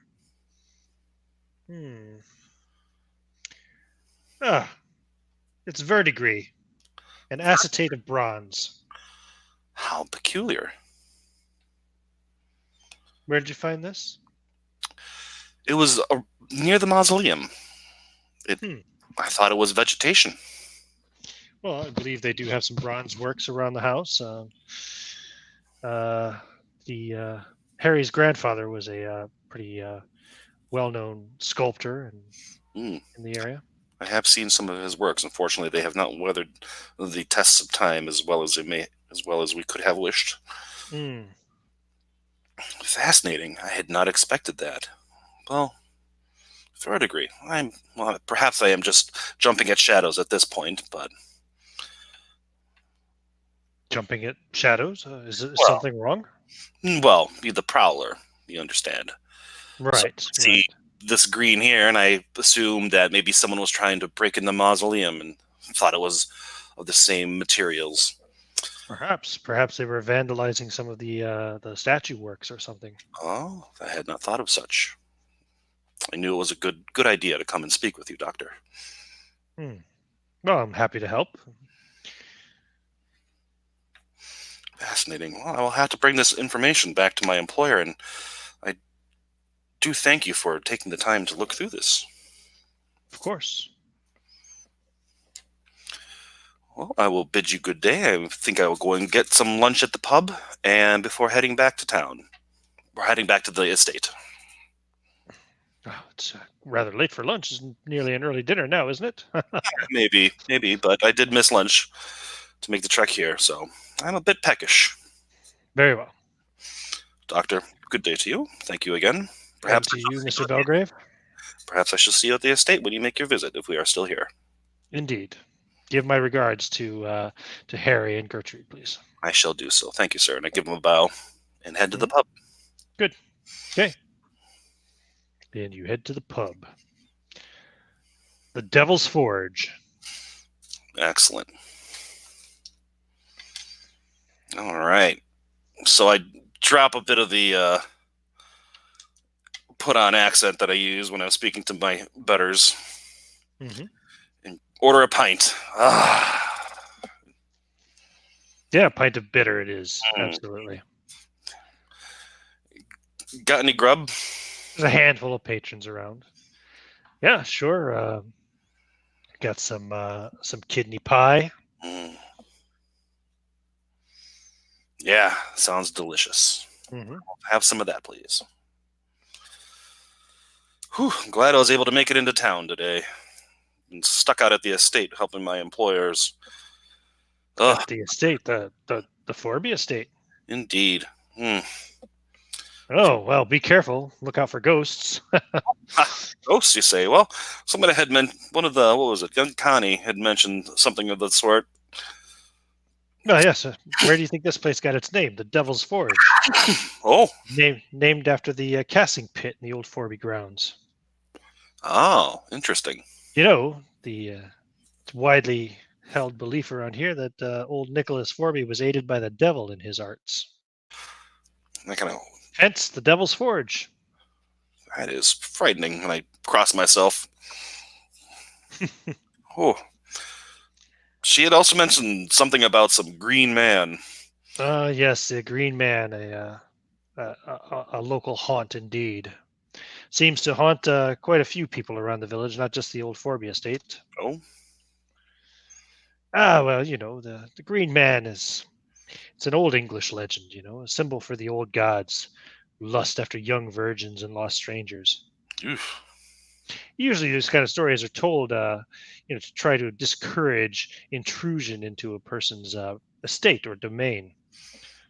Hmm. Perhaps that's That's kind perhaps that's where the rumor comes from. Perhaps it was old Nicholas himself who started these rumors. I had kind of thought something similar myself. You get some green demon prowling your estate, and of Well, course, he's done a good job of it, I must say, because the legend holds that he was killed by the devil himself, you don't say. or perhaps personified by the Green Man. Ooh. Well, this is why it's best to stick with the Lord and not make deals with creatures of that sort. They say he was found dead in his bedroom, his body broken, green stuff mixed with the blood and brains all about the room. Frightening. There are many people around here who will swear they've seen the Green Man on their own properties, or at least their fathers have seen them. You ever seen it? Me? Oh, no. I don't believe in ghosts. But the stories are always fun to share, and people love that kind of stuff in a place like this. I could see that. I can see that. Anything to entertain yourself in a dull afternoon or evening in a winter night. Rumor has it people have been digging up the grounds of the Forby House secretly or not so secretly for generations, looking for some lost treasure of the old man's. But, well, no one seems to have found so much as a brass farthing if the fortunes around this village are to tell anything. I suppose someone finding some hidden treasure would, well, if not make grand news, would at least get the tongues wagging when they suddenly disappeared from town. Well, it's a small village out here in the country. It's people tend to be a bit superstitious, and they love any bit of grandeur to make the place they live in seem more interesting. True, true. I must confess that I'm not too ashamed to use something like that to drum up a bit of business if it would help. Hey, want another pint of bitter? Indeed. He pours you another pint. Fantastic.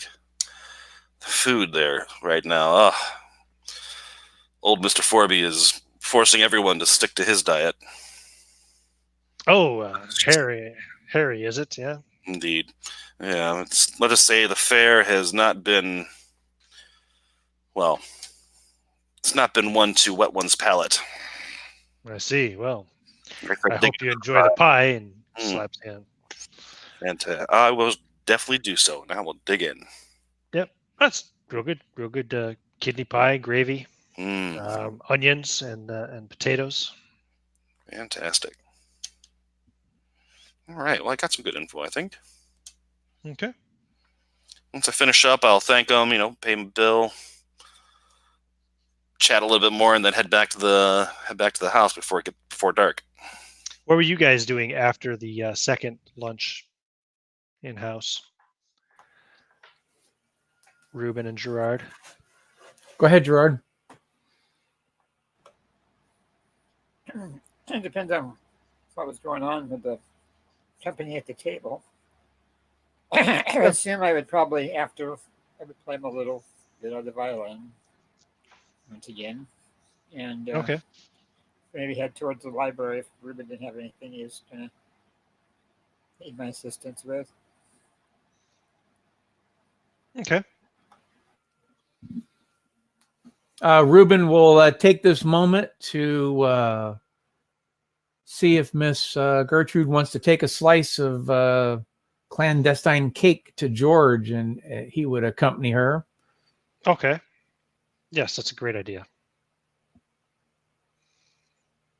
Okay. George is delighted to get a slice of this cake. He'll leave a little note. He's going to pass a little note that she won't see that says, it appears that the chicken has flown the coop, figuring he's a smart little boy and he'll figure it out. Right. Okay. Sure, you can slip the note into like one of his books or something. Sure. Yeah. Okay. And then other than that, just some subtle touches and so forth, just to keep her interested and tittering and such. Yeah, she looks like she's about to burst when she excuses herself to go to her bedroom. Oof. Fade to black. Are you going in with her? No. Christ, it's right next door to Harry's bedroom, and there's even a connecting door. Solo fade to black. Solo. Okay, gotcha. Fair enough. It's in the middle of the day, sir. I'm a gentleman. When people see me. Mm-hmm. Okay. Gerard, you went to the library. Yeah, you can get a library use roll in for before dinner. So, yeah. So there's the folios of Nicholas Forby. There's the diaries of Alistair Forby. And the records of Rhoda Forby.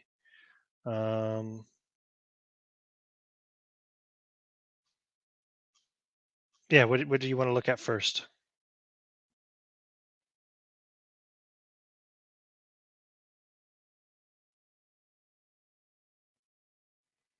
Rob, you there? You're muted, buddy. I just keep things muted until I need to talk.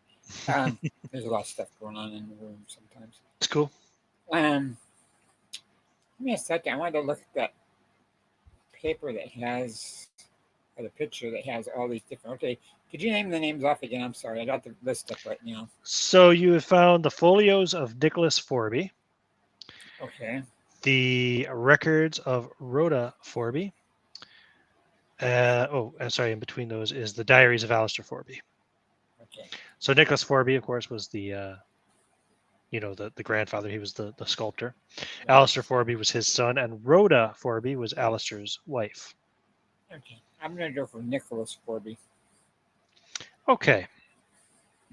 So yeah, it's 3 oversized volumes.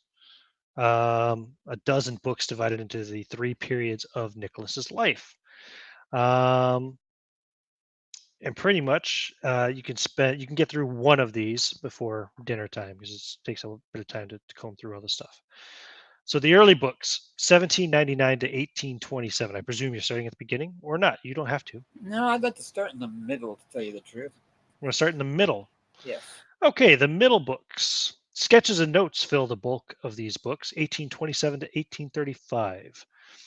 Nicholas, his wife Alice, and his manservant Baines live quietly at the Forby House. Nicholas partly recovers his health. A friend, an artist by the name of Christopher Lemon, is a frequent visitor. Nicholas transfers his sealing alloy technique to bronze and creates many statues using a casting pit at the back of the house. His health then deteriorates again, and he loses the use of his legs. His servant Baines becomes indispensable, Nicholas referring to him as my limbs, and insists that Baines be included in a portrait of him that Christopher plans to paint. Nicholas sketches the frame he makes for the portrait, and his philosophy darkens in the face of his persistent pain and disability.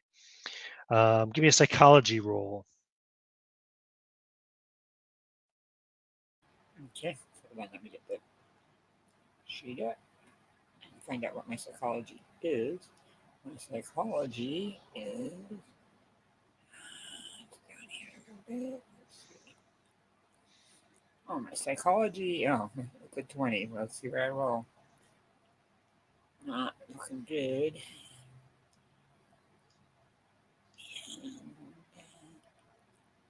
I roll 73, so I missed. Okay. Pretty badly. Okay. No worries. Let's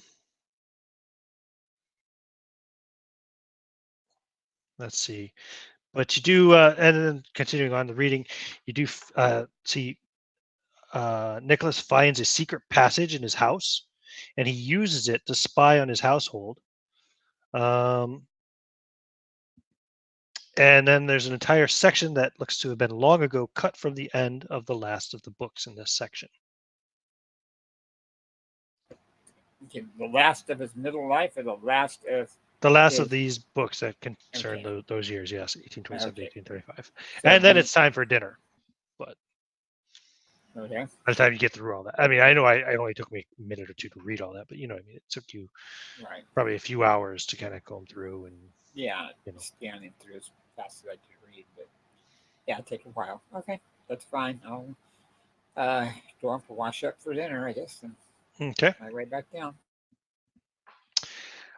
So actually, while he'll be in the library still reading all that by the time, first John returns to the house. John Medler. Maybe about say 4 o'clock.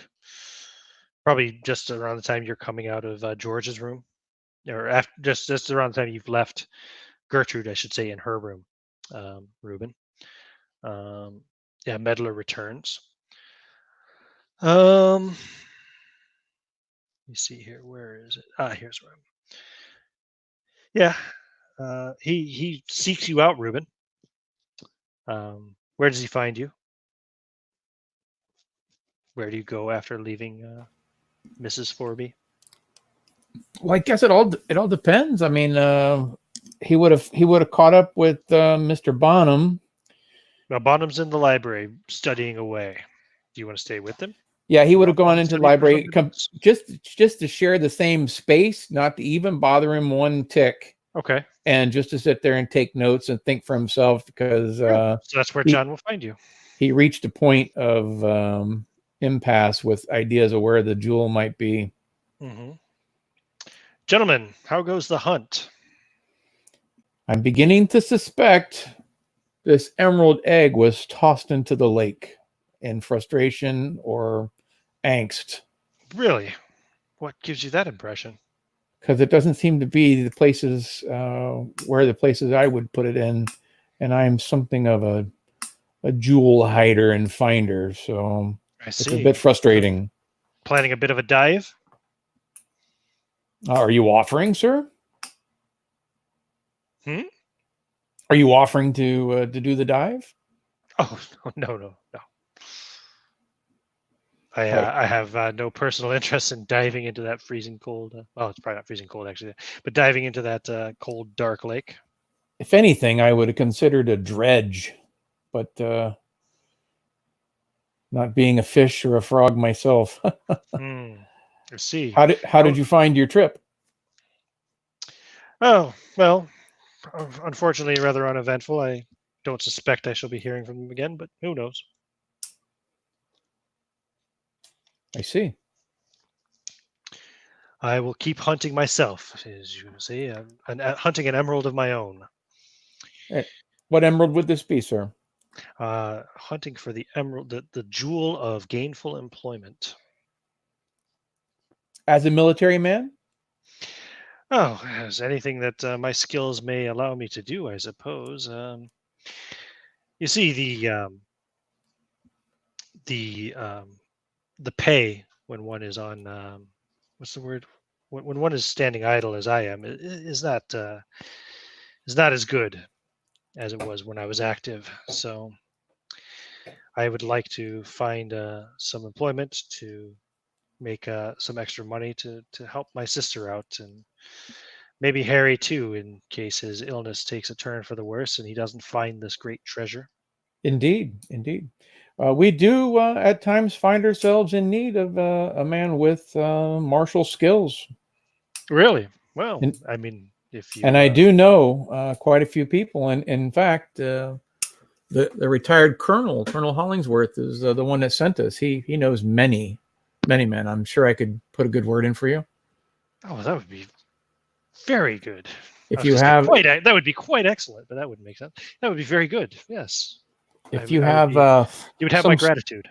If you have some sort of resume or historical document that I may take to provide a base of knowledge to share, I will try to have it ready for dinner. Very good, sir. And I believe the young Miss Connie had spoke of you. You may have sparked an interest there. I beg your pardon? Oh, I might have misunderstood. Connie, huh? Well, I'll have to take that into consideration. Indeed, sir. Good hunting. Indeed, and you as well. And he leaves. And yeah, so then shortly after that, of course, Mr. Belgrave, should I say Belgrave, shall return to the estate. Presumably, he would find you both in the library. Yeah, I would go looking for Reuben and brought him right away. Mm-hmm. Yeah, so it's probably a little after 4. I have a question. Make sure I'm understanding this right. I'm looking at the names of the people and their birthdates and such. So Nicholas Forby was the father of Alistair Forby. Is that correct? Correct. So I'm going to share this now with my companions. He was 51 when he had Alistair Forby. That's a great age to have a child. His wife was in her mid-30s, which is also pretty late to have a child. I don't know. There's something about that kind of ticks at my mind.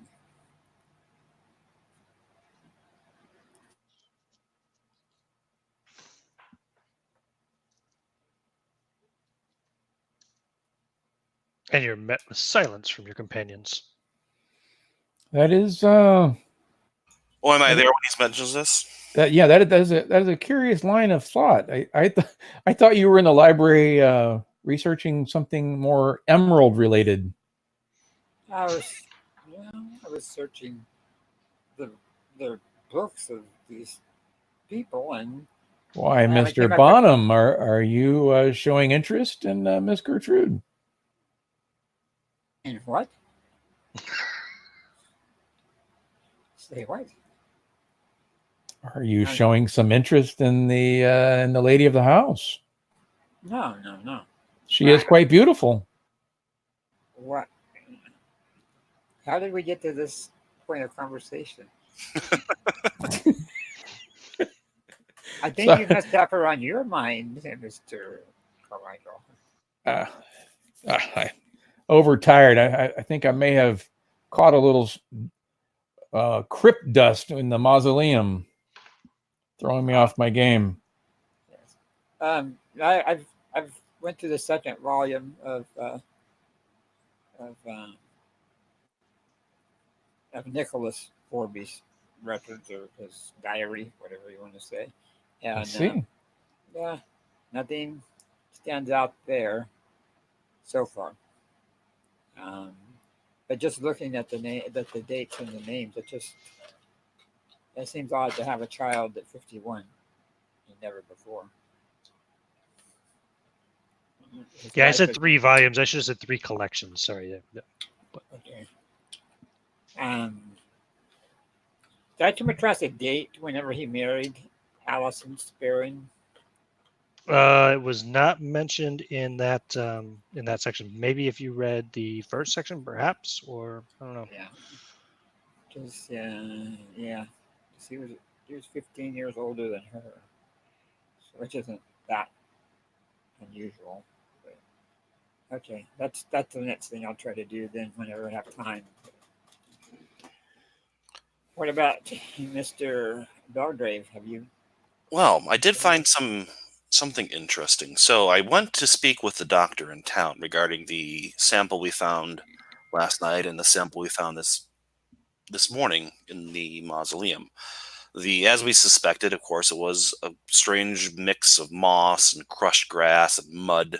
He did make the comment that it was odd to find grass so green, considering the drought that this area is currently suffering. He thought maybe it was something from the garden that old Fred takes such good care of, or from the ornamental lake, which is an interesting line of thought. What we thought might be some sort of organic material from the mausoleum turned out to be verdigris from bronze. That is curious. Indeed. And why would it have been found? Is Mr. Medler in here still? Or no, he's left? No, he's left. Okay, so how would that sort of substance have found it onto his throat? Verdigris bronze. The statues in the garden, were they of stone or bronze? They were bronze, I believe. Indeed. Let me see. You want me to tell you? Yes, please. Let me see. All right. Forby House, the library. Of course, the library section's huge. We're just The talking about grounds. casting, so it had to be bronze. But I also heard that it's the local legend that Nicholas Forby had made a deal with the devil in order to get his abilities as a sculptor, and that They're all bronze. okay, and that the reason he died is because the devil came to collect his soul, and they say that they thought it might have been the Green Man who was acting as his agent at the time. And after mentioning all that, I crossed myself. An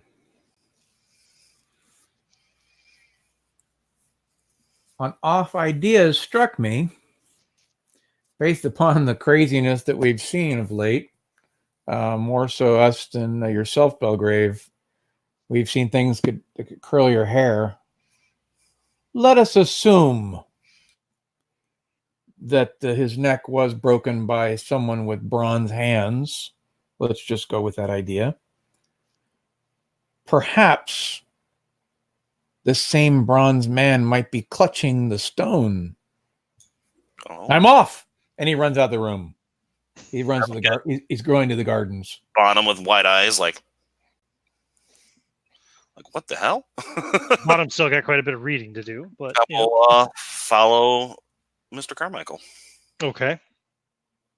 Out to the garden. Running, but I'll walk. So again, I'll just read the whole thing about the garden. So you have the statue of Icarus, life-size cast,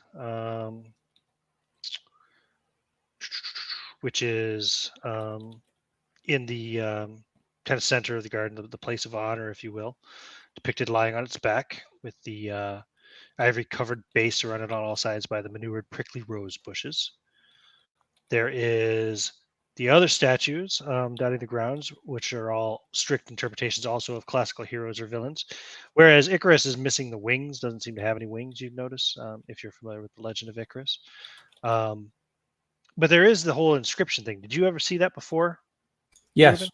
Yeah, okay, cool. Right, Icarus after the sea left him. Right. Did I request thee maker from my clay to mold me, man? Did I solicit thee from darkness to provoke me? Blah, blah, blah, blah, blah. Then there's also the statue of Hydra, which is missing half of her heads. I believe the quote was originally Dante. No, Milton. Paradise Lost, Milton, yeah. Milton, and then also famously reused in Frankenstein, the Prometheus. That's right, yeah. Statue of Demeter, whose arms have fallen off. Cupid and Psyche, whose faces have basically deteriorated so much that they seem to be devouring each other with their kisses. The Medusa, whose face is pretty much worn completely off. She's faceless Medusa.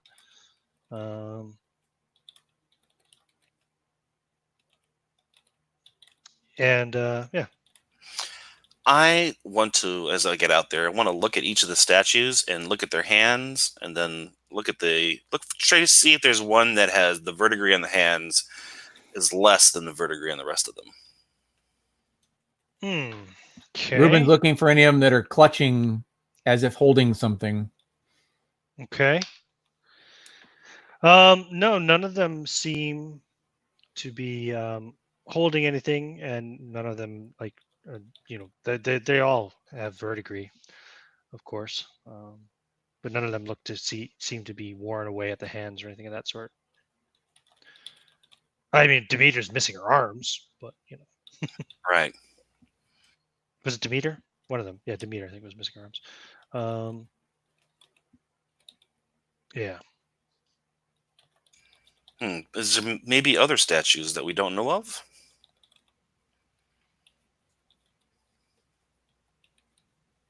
I have to ask around. There may be there may be one or two. Maybe this individual kept one in a clandestine spot, in a unique spot. Maybe if he was a devil worshiper, maybe he's got one put away somewhere in a secret grove or something like that, a small building or something. Could be an altar of some sort. I want to take another quick look around the statues and see if any of them have like a patch or a part on them that looks like it might be like a hatch. Okay, no problem. So you spent a good amount of time doing this, going over all the statues. Yes. Go ahead and roll your spot hidden. All right. 20. That is a hard success. No, none of them look to have any hidden compartments or any hatches or doors on them. Unfortunate. We have yet to check out the ice house, though. With the ice house built, the ice house is rather new, though, isn't it? Correct. So it was not around during the time of Nicholas. So, but there was a mention that there may be catacombs or tunnels or storm winter chambers that he may have dug underneath. I was surprised at the mausoleum. Well, I guess I shouldn't be surprised. I thought the mausoleum would be deeper into the earth. Everything was right there on the surface. Yeah, there was only 2 bodies in there too. So yes, I'm going to go in. Bates has been working here for a while, right? Yeah. Couple generations here. I think he's been working here since Harry was a boy. Okay. And yeah, I'm going to go in and talk to him. Okay. He will be in the dining room setting up for dinner, which should be served soon. Bates, getting late in the day. I hesitate to bring this up. It may be a sensitive subject, but I mean no disrespect. Why are the spouses of the late Forbys not interred with them? Oh. Let's see here. Where are they not interred?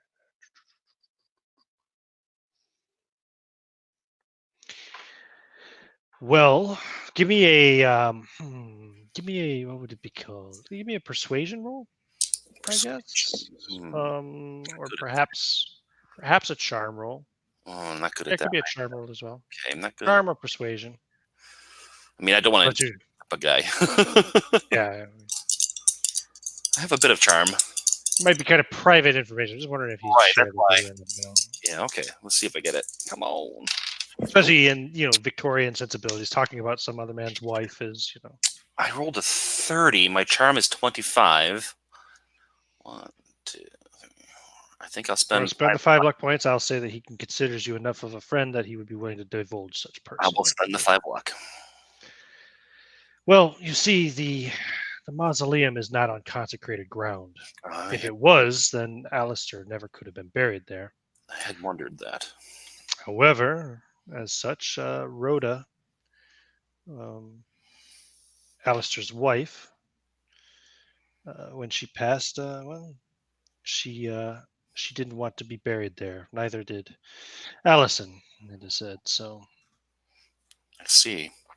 They are, I guess, then buried in the churchyard.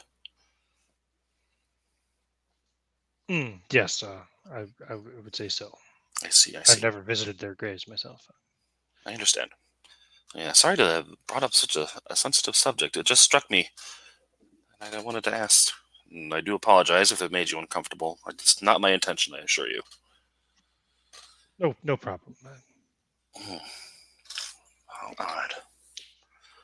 Well, I will let you get back to your duties, and I will see if my employer Thank you, sir. requires.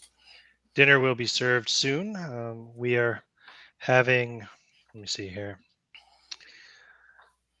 Yes, we're having cold boiled beef with parsnips and cabbage, sir.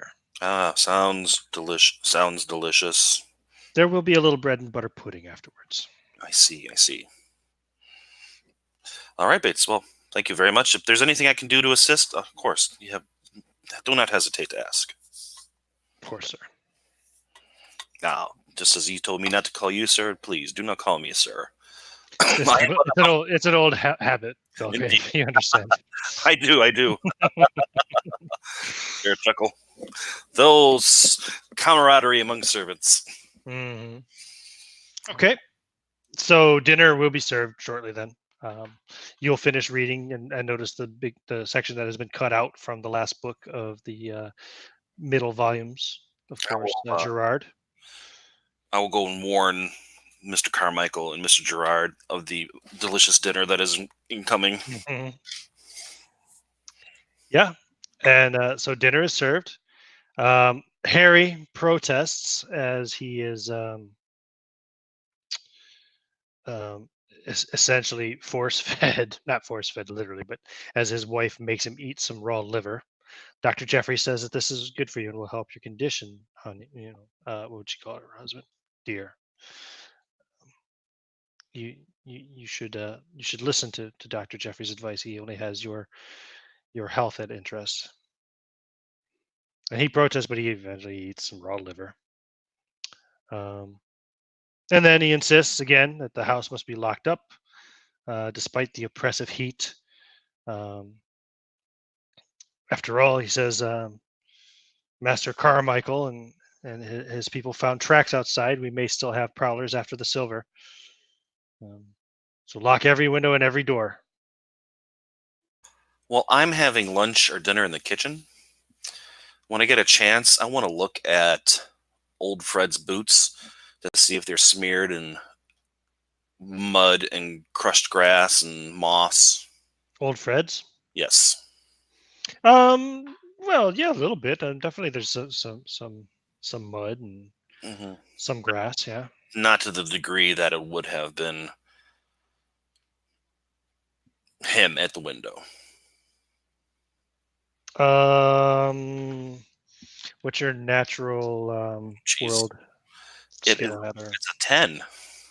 Okay. Do you have any other skill that you think might help to discern such information? I could spot hidden. I'd seen the footprint, so I know its size. I see his boot in front of me now. Is his foot the size that would make that print?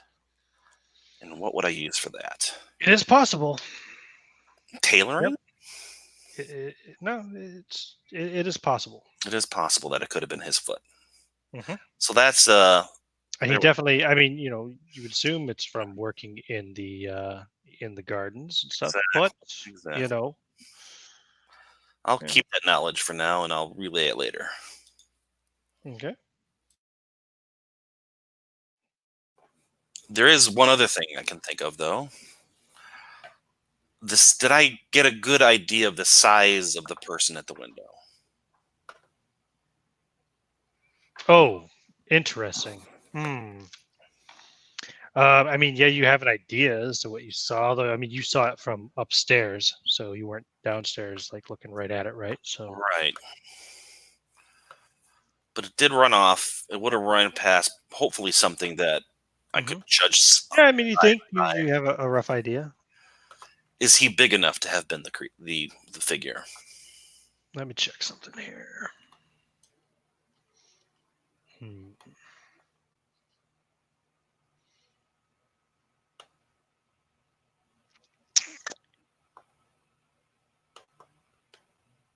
No. he's too small. It was considerable size, considerably larger than he was. Okay. Shoes, boots. I mean, could be, but like you just looking at his frame, he's an old man, and he's definitely declining in size rather than getting any bigger or haler. So my other thought is, how did the size of the figure compare to our absent Mr. Medler?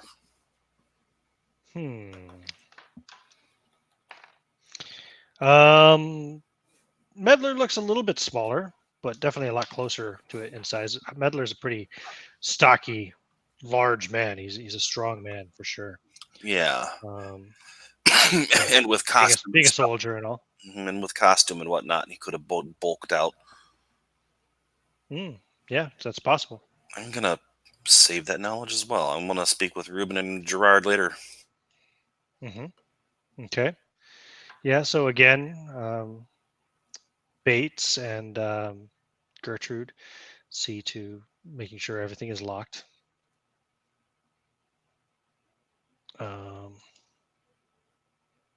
Medler will assist as well. While they're doing that, I'm gonna see if I can get the guys into a private area, like my room or Ruben's room, whoever's room. Of course. So I've had two thoughts during dinner. Just two? Well, two pertinent thoughts. Indeed. So one was the nature of the material that we found, the moss and mud. And so I looked at old Fred's boots, and his feet might be of a size, but he's far too small to have been the figure that I saw. What struck me, though, is that Mr. Medler was missing over the last day. What if he never went to London? What if he put on some kind of costume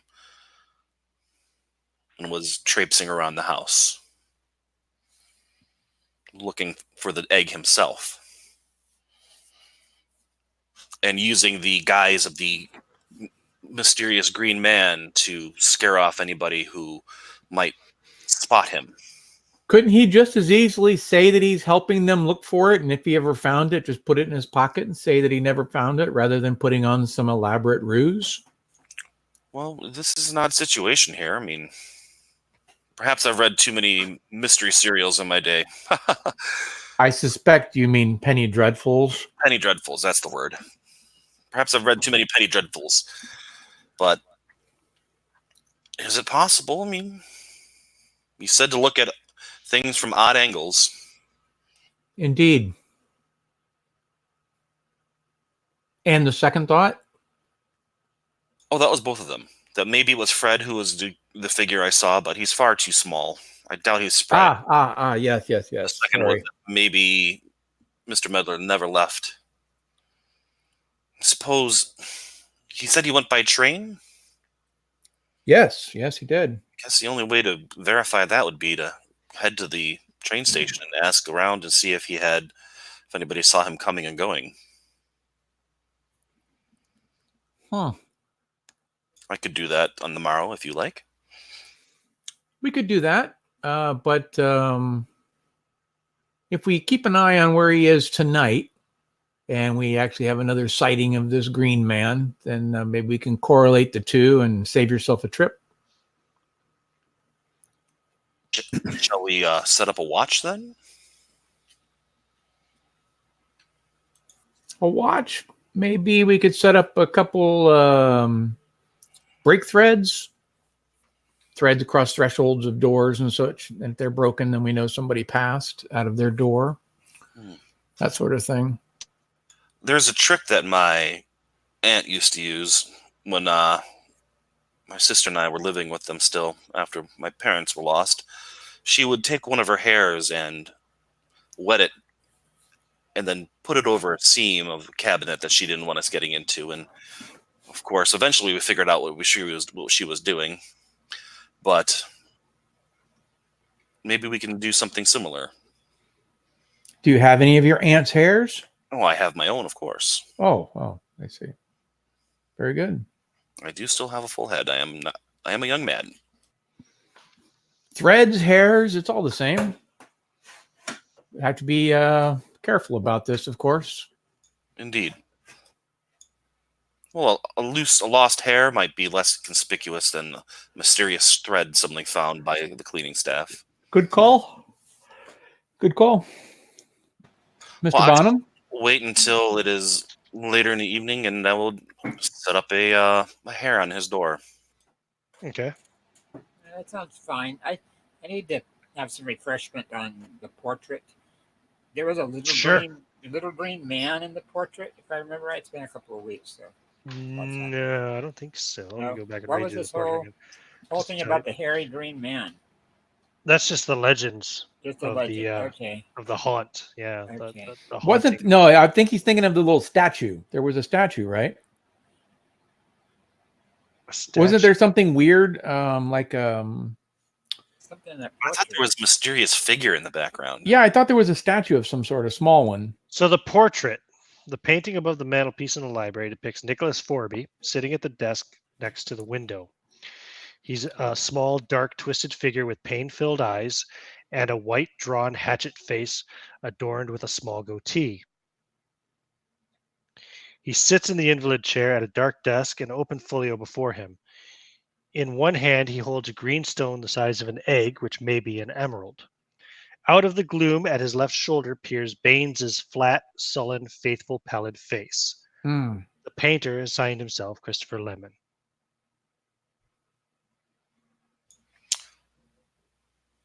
Is it Okay. dated? Yeah, it was Painting dated. Bates, I guess we were thinking of. No, I'm going to say no, it's not. Is there anything on the back of it?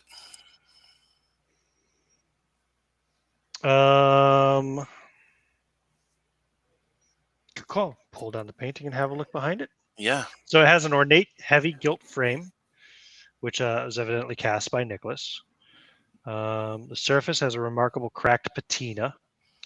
Written within the frame in his hand is the line, "An iron dog with eyes of fire shoots sparks in Apollo's bower." Hmm. Would you like me to repeat that? An iron dog with fire in its eyes shoots lightning through Apollo's bower. Shoots sparks in Apollo's bower. Apollo's bower. I'm going to write that down. Yep, please repeat again. I'm writing. Okay. An iron dog with eyes of fire shoots sparks in Apollo's bower. Would you like to roll occult, please? You're saying bower as in a B-O-W-E-R. Okay, B as in boy. Bower, yes.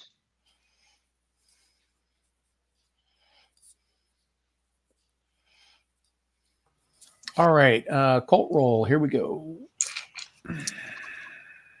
Oh, I rolled a 14.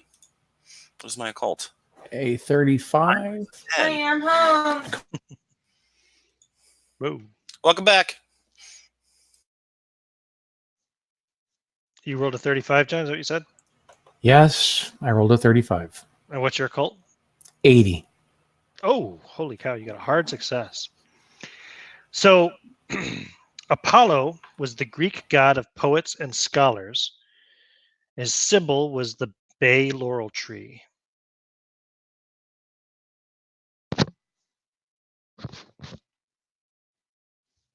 And there are bay laurels here on the property. There are laurels on the property. They circle the garden, don't they? Well, I think they're on the map, actually. They don't. Do they circle the garden? I don't recall that off the top of my head. Or are they all the little spots that we see? No, those. I think those are the statues. No, I mean like all over the map, the little dots. No. That's just vegetation. That's just like The laurel trees are just, I think, on either side of the entrance. Pepper or something. If I go back here to the description of the house. So Forby House sits in 40 acres of rolling ground, situated unfavorably in a low-lying valley, shielded from the prevailing arid west wind by a high bank planted with laurels. Okay, yeah, sure, they are. Those are laurel trees, I guess. And yew hedgerows.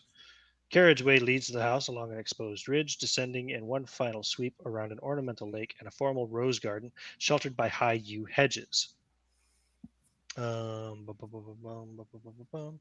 So the entrance is of the Greek portico design, fashionable in the early part of the century, with Corinthian pillars and a wide paved veranda, and a laurel stands on each side of the door. So yes, there you go. So those are laurels on either side of the door, but there's also laurel trees all over the hill primarily.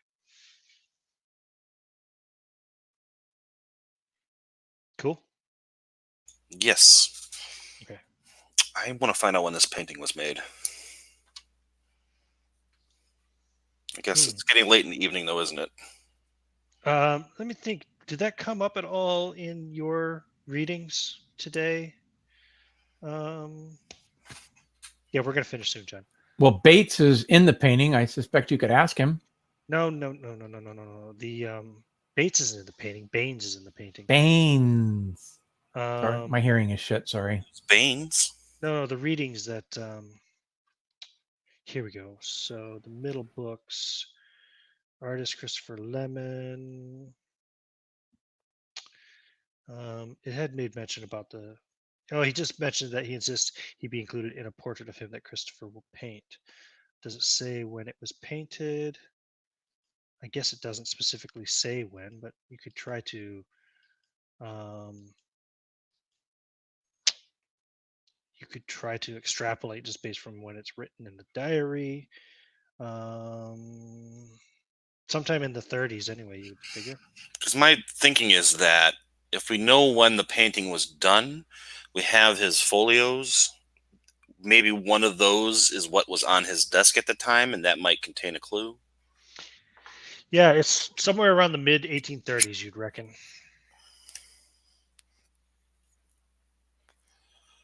That might be a time frame to look at the books. Right about the time his child was born, 1835, I believe.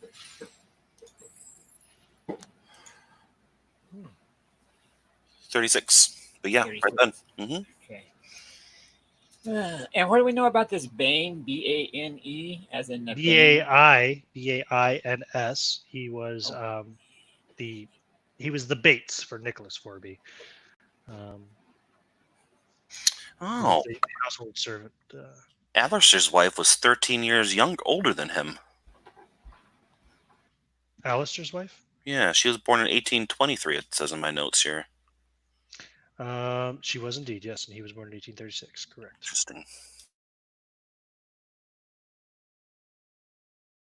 Gertrude is 2 years younger than Harry.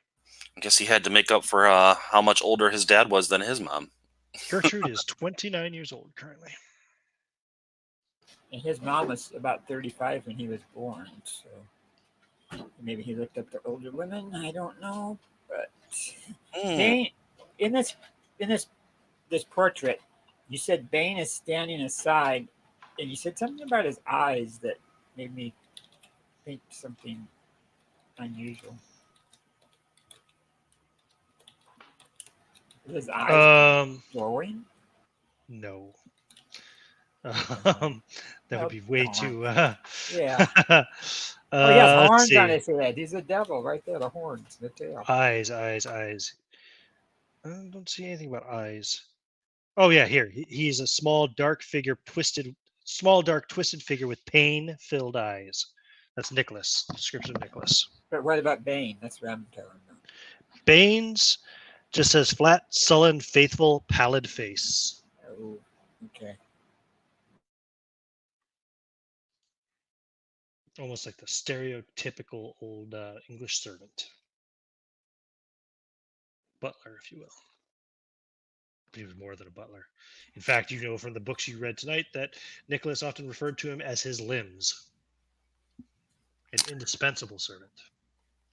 The egg that he's holding, he's just like sitting there with like his elbow on the table and the egg up in his hand. Yeah, it says here. Where is the bit here? Yeah, his hand conceals much of the stone, but yeah. Okay. This was 18... The stone is the size of an egg. Ah, okay.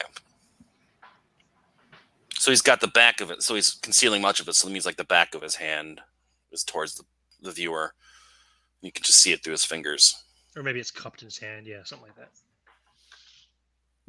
You can see it How poking up above his how finger. long was it between this painting and the people started seeing those green men? Oh boy, I don't know. The legends say they've been going around for a while. Yeah.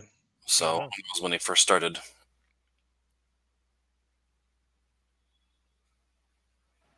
So did you say the volumes that were in the library also had the wives' diary, basically, or their journal?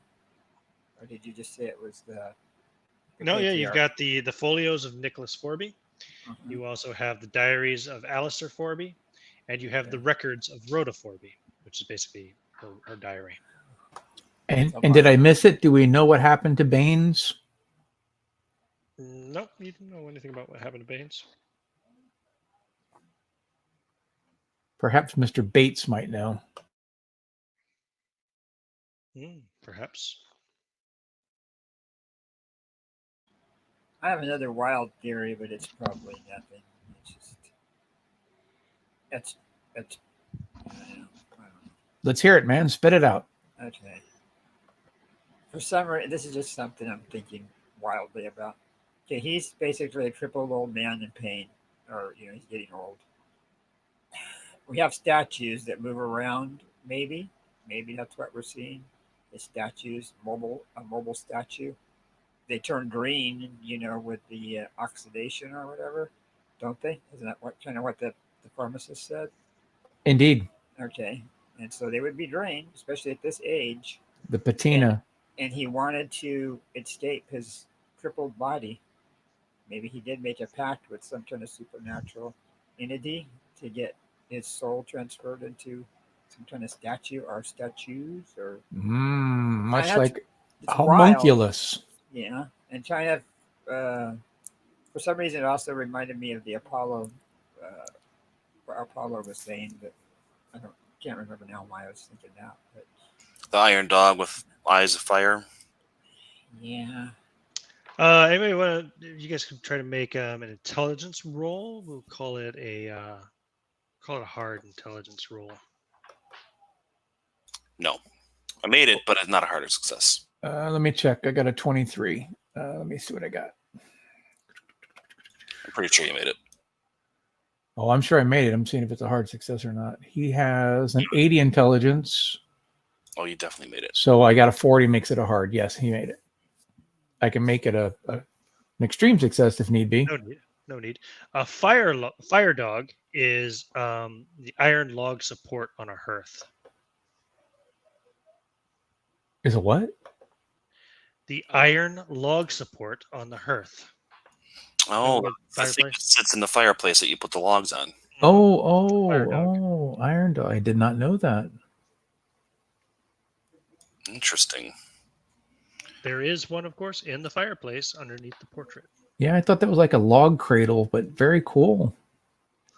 Does it currently have a fire on it? It's called a fire dog. No. Sparks. It's like roasting hot in the middle of a drought in August. There's no fire going. We're just checking. Apollo's bower. Look at the mantelpiece. Is it carved like laurels? The mantelpiece. No. No. What's the current state as far as like ashes and so forth? Is it kept clean? Yeah, it's pretty clean right now. Yeah. Well, let's move the stuff out of the way and see if there's anything in there. If you reach in, you're going to get ash on your hands, but it's not like filthy. There's not like piles of ashes inside it or anything. Before we go digging into the chimney for this fireplace, perhaps we should check the rest of them to see if any of them are carved like laurel leaves. How many fireplaces are we looking at? Well, there's one in this room. I'm sure there's ones in other rooms of the I can house. tell you. Hold on. Let's see. Fireplaces. There is one here in the library. Well, interestingly enough, that's the only one portrayed on this map. Okay. Weird. Yeah. There's not one in like the dining room or Ruben is impatient. Belgrave, a hand here, and he's going to start pulling the stuff out of the fireplace. Of Well, there's course. nothing to pull out of it, really. The iron dog doesn't come out. Oh, no, you could grab the iron dog and see what you can fiddle with it. Yeah. Yeah, you can twist it. It doesn't come out, but you can twist it. And doing so, Oh. let me see here. It doesn't actually describe how this works, but it reveals the priest hole. What the fuck is a priest hole? It's like a hidey hole. That's like a little small room, I think. Like a priest would sit in. Right. So, Well, not necessarily a priest, but like a small hiding room. yeah, it's a hole anyway here at the fireplace, which opens, and wedged within you see a manuscript, clipped and carelessly bundled together.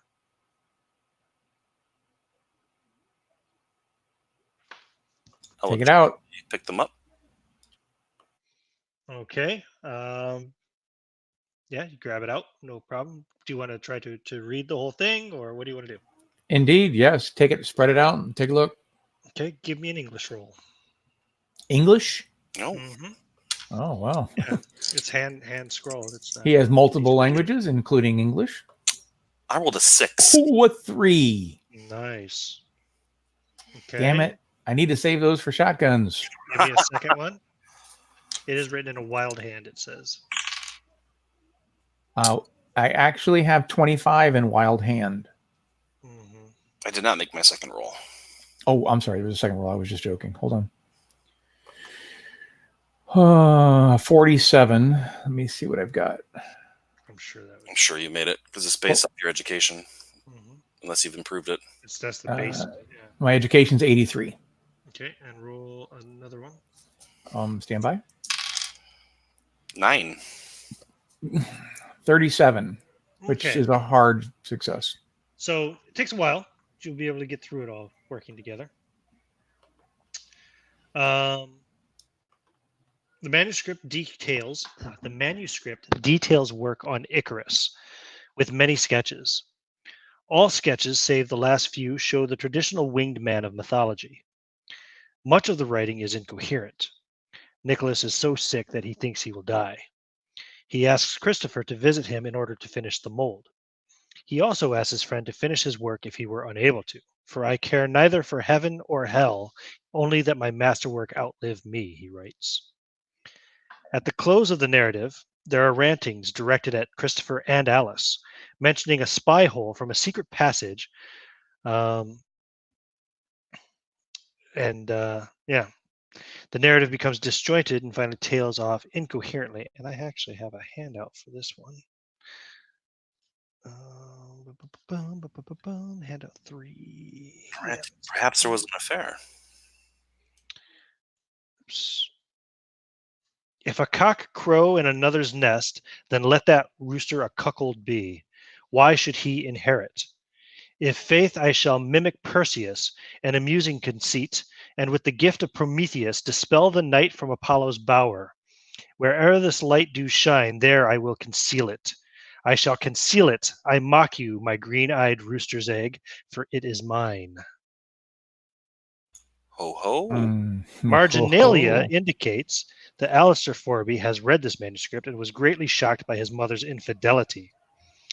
His scribbled jottings indicate that these events occurred 9 months before he was born. Wah, wah. Give me knowledge roll. Knowledge. Stand by. Knowledge. Yeah, no rolls. I'm sorry, it'd be intelligence. I think. Yeah. Intelligence. No rolls. Sorry, no rolls or education. Education. Education. I got a 6. Ideas, intelligence, knows. I have a 661, so a regular success. Okay, you know that he repeatedly refers to heroes of Greek myth.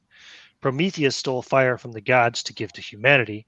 Perseus held a mirrored shield to snake-headed Medusa and petrified her with her own deathly gaze.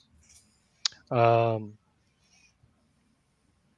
note of caution is sounded with the reference to the rooster's egg, surely the emerald, for from such hatched basilisks, whose gaze like Medusa's turn the living men to stone.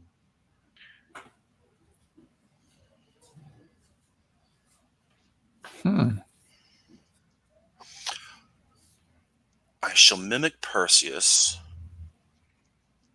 and with gift Was there a basilisk statue? night There was a broken hydra. power. Give me an idea roll. 38. That can be a hard success if need be with a 1. 20 Regular success is good. 27. You're guessing that light reflected from a mirror held to the fire in this fireplace could pinpoint the position of the treasure. Oh. Does not say what angle, unfortunately. Rather than a fire, perhaps we should use a lantern, since that light would be steadier. Good call. Well done, Belgrade. I shall go and procure a lantern, sir. Very good. Grab them both, and more light would only help. And I should grab a mirror as well. I'll go and find Bates. We're going to wrap this up soon, John. Once you guys finish this little bit of... No worries. As far as position, inquiring. To approach it at an angle would be sneaky, and I think he's being brazen. So I'm thinking straight on. Give me an idea roll. Also consider where his desk was at the time of this writing. Good call. That Good area. call. Anyways, I'm off to go get the equipment. You're off to get the equipment. Give me an idea roll. 48. Ruben. As you hear the sound of branches tapping at the window beside the fireplace, and you look and you see, of course, yes, it's the branches from the laurel trees that flank the entrance to the house, which you're right above. And Apollo's bower, this must be what is meant by the phrase dispel the night from Apollo's bower. You must reflect the light out the window in darkness. Gotcha. So we have to wait until it's dark. Well, it's already quite dark. I mean, everybody else went to bed a long time ago. It's We're probably approaching the middle of the night now. Belgrave in that case, but It's been a long day. lanterns. It's all good. Yeah, no, you get the lanterns. Yep, no worries. Okay, so you light the lantern and get a mirror. Try to reflect the light out the window and see where it goes. Indeed. I'll go stand by the window while he's doing that and see if I can spot where it's shining the brightest. And Gerard, what's he doing during all this? He's playing our theme song. Oh, fantastic. Are you there, Rob? You said he had a lot of stuff going on in the house. So. Oh, okay. I'm sorry. He might have got distracted temporarily. So as the light reflects from the mirror and shines through the dark window, it shines right down onto the chest of Icarus. I turn and I look at Carmichael. I believe we have found our location. Indeed. The heart of Icarus. To the garden. Bring the lanterns. Okay. I think we should wrap it up there for the night. You bastard. Nice. It's getting late, and your wife is hungry, John, I know. Yes. But yeah, good stuff, guys. Good detecting. And well done, gentlemen. August.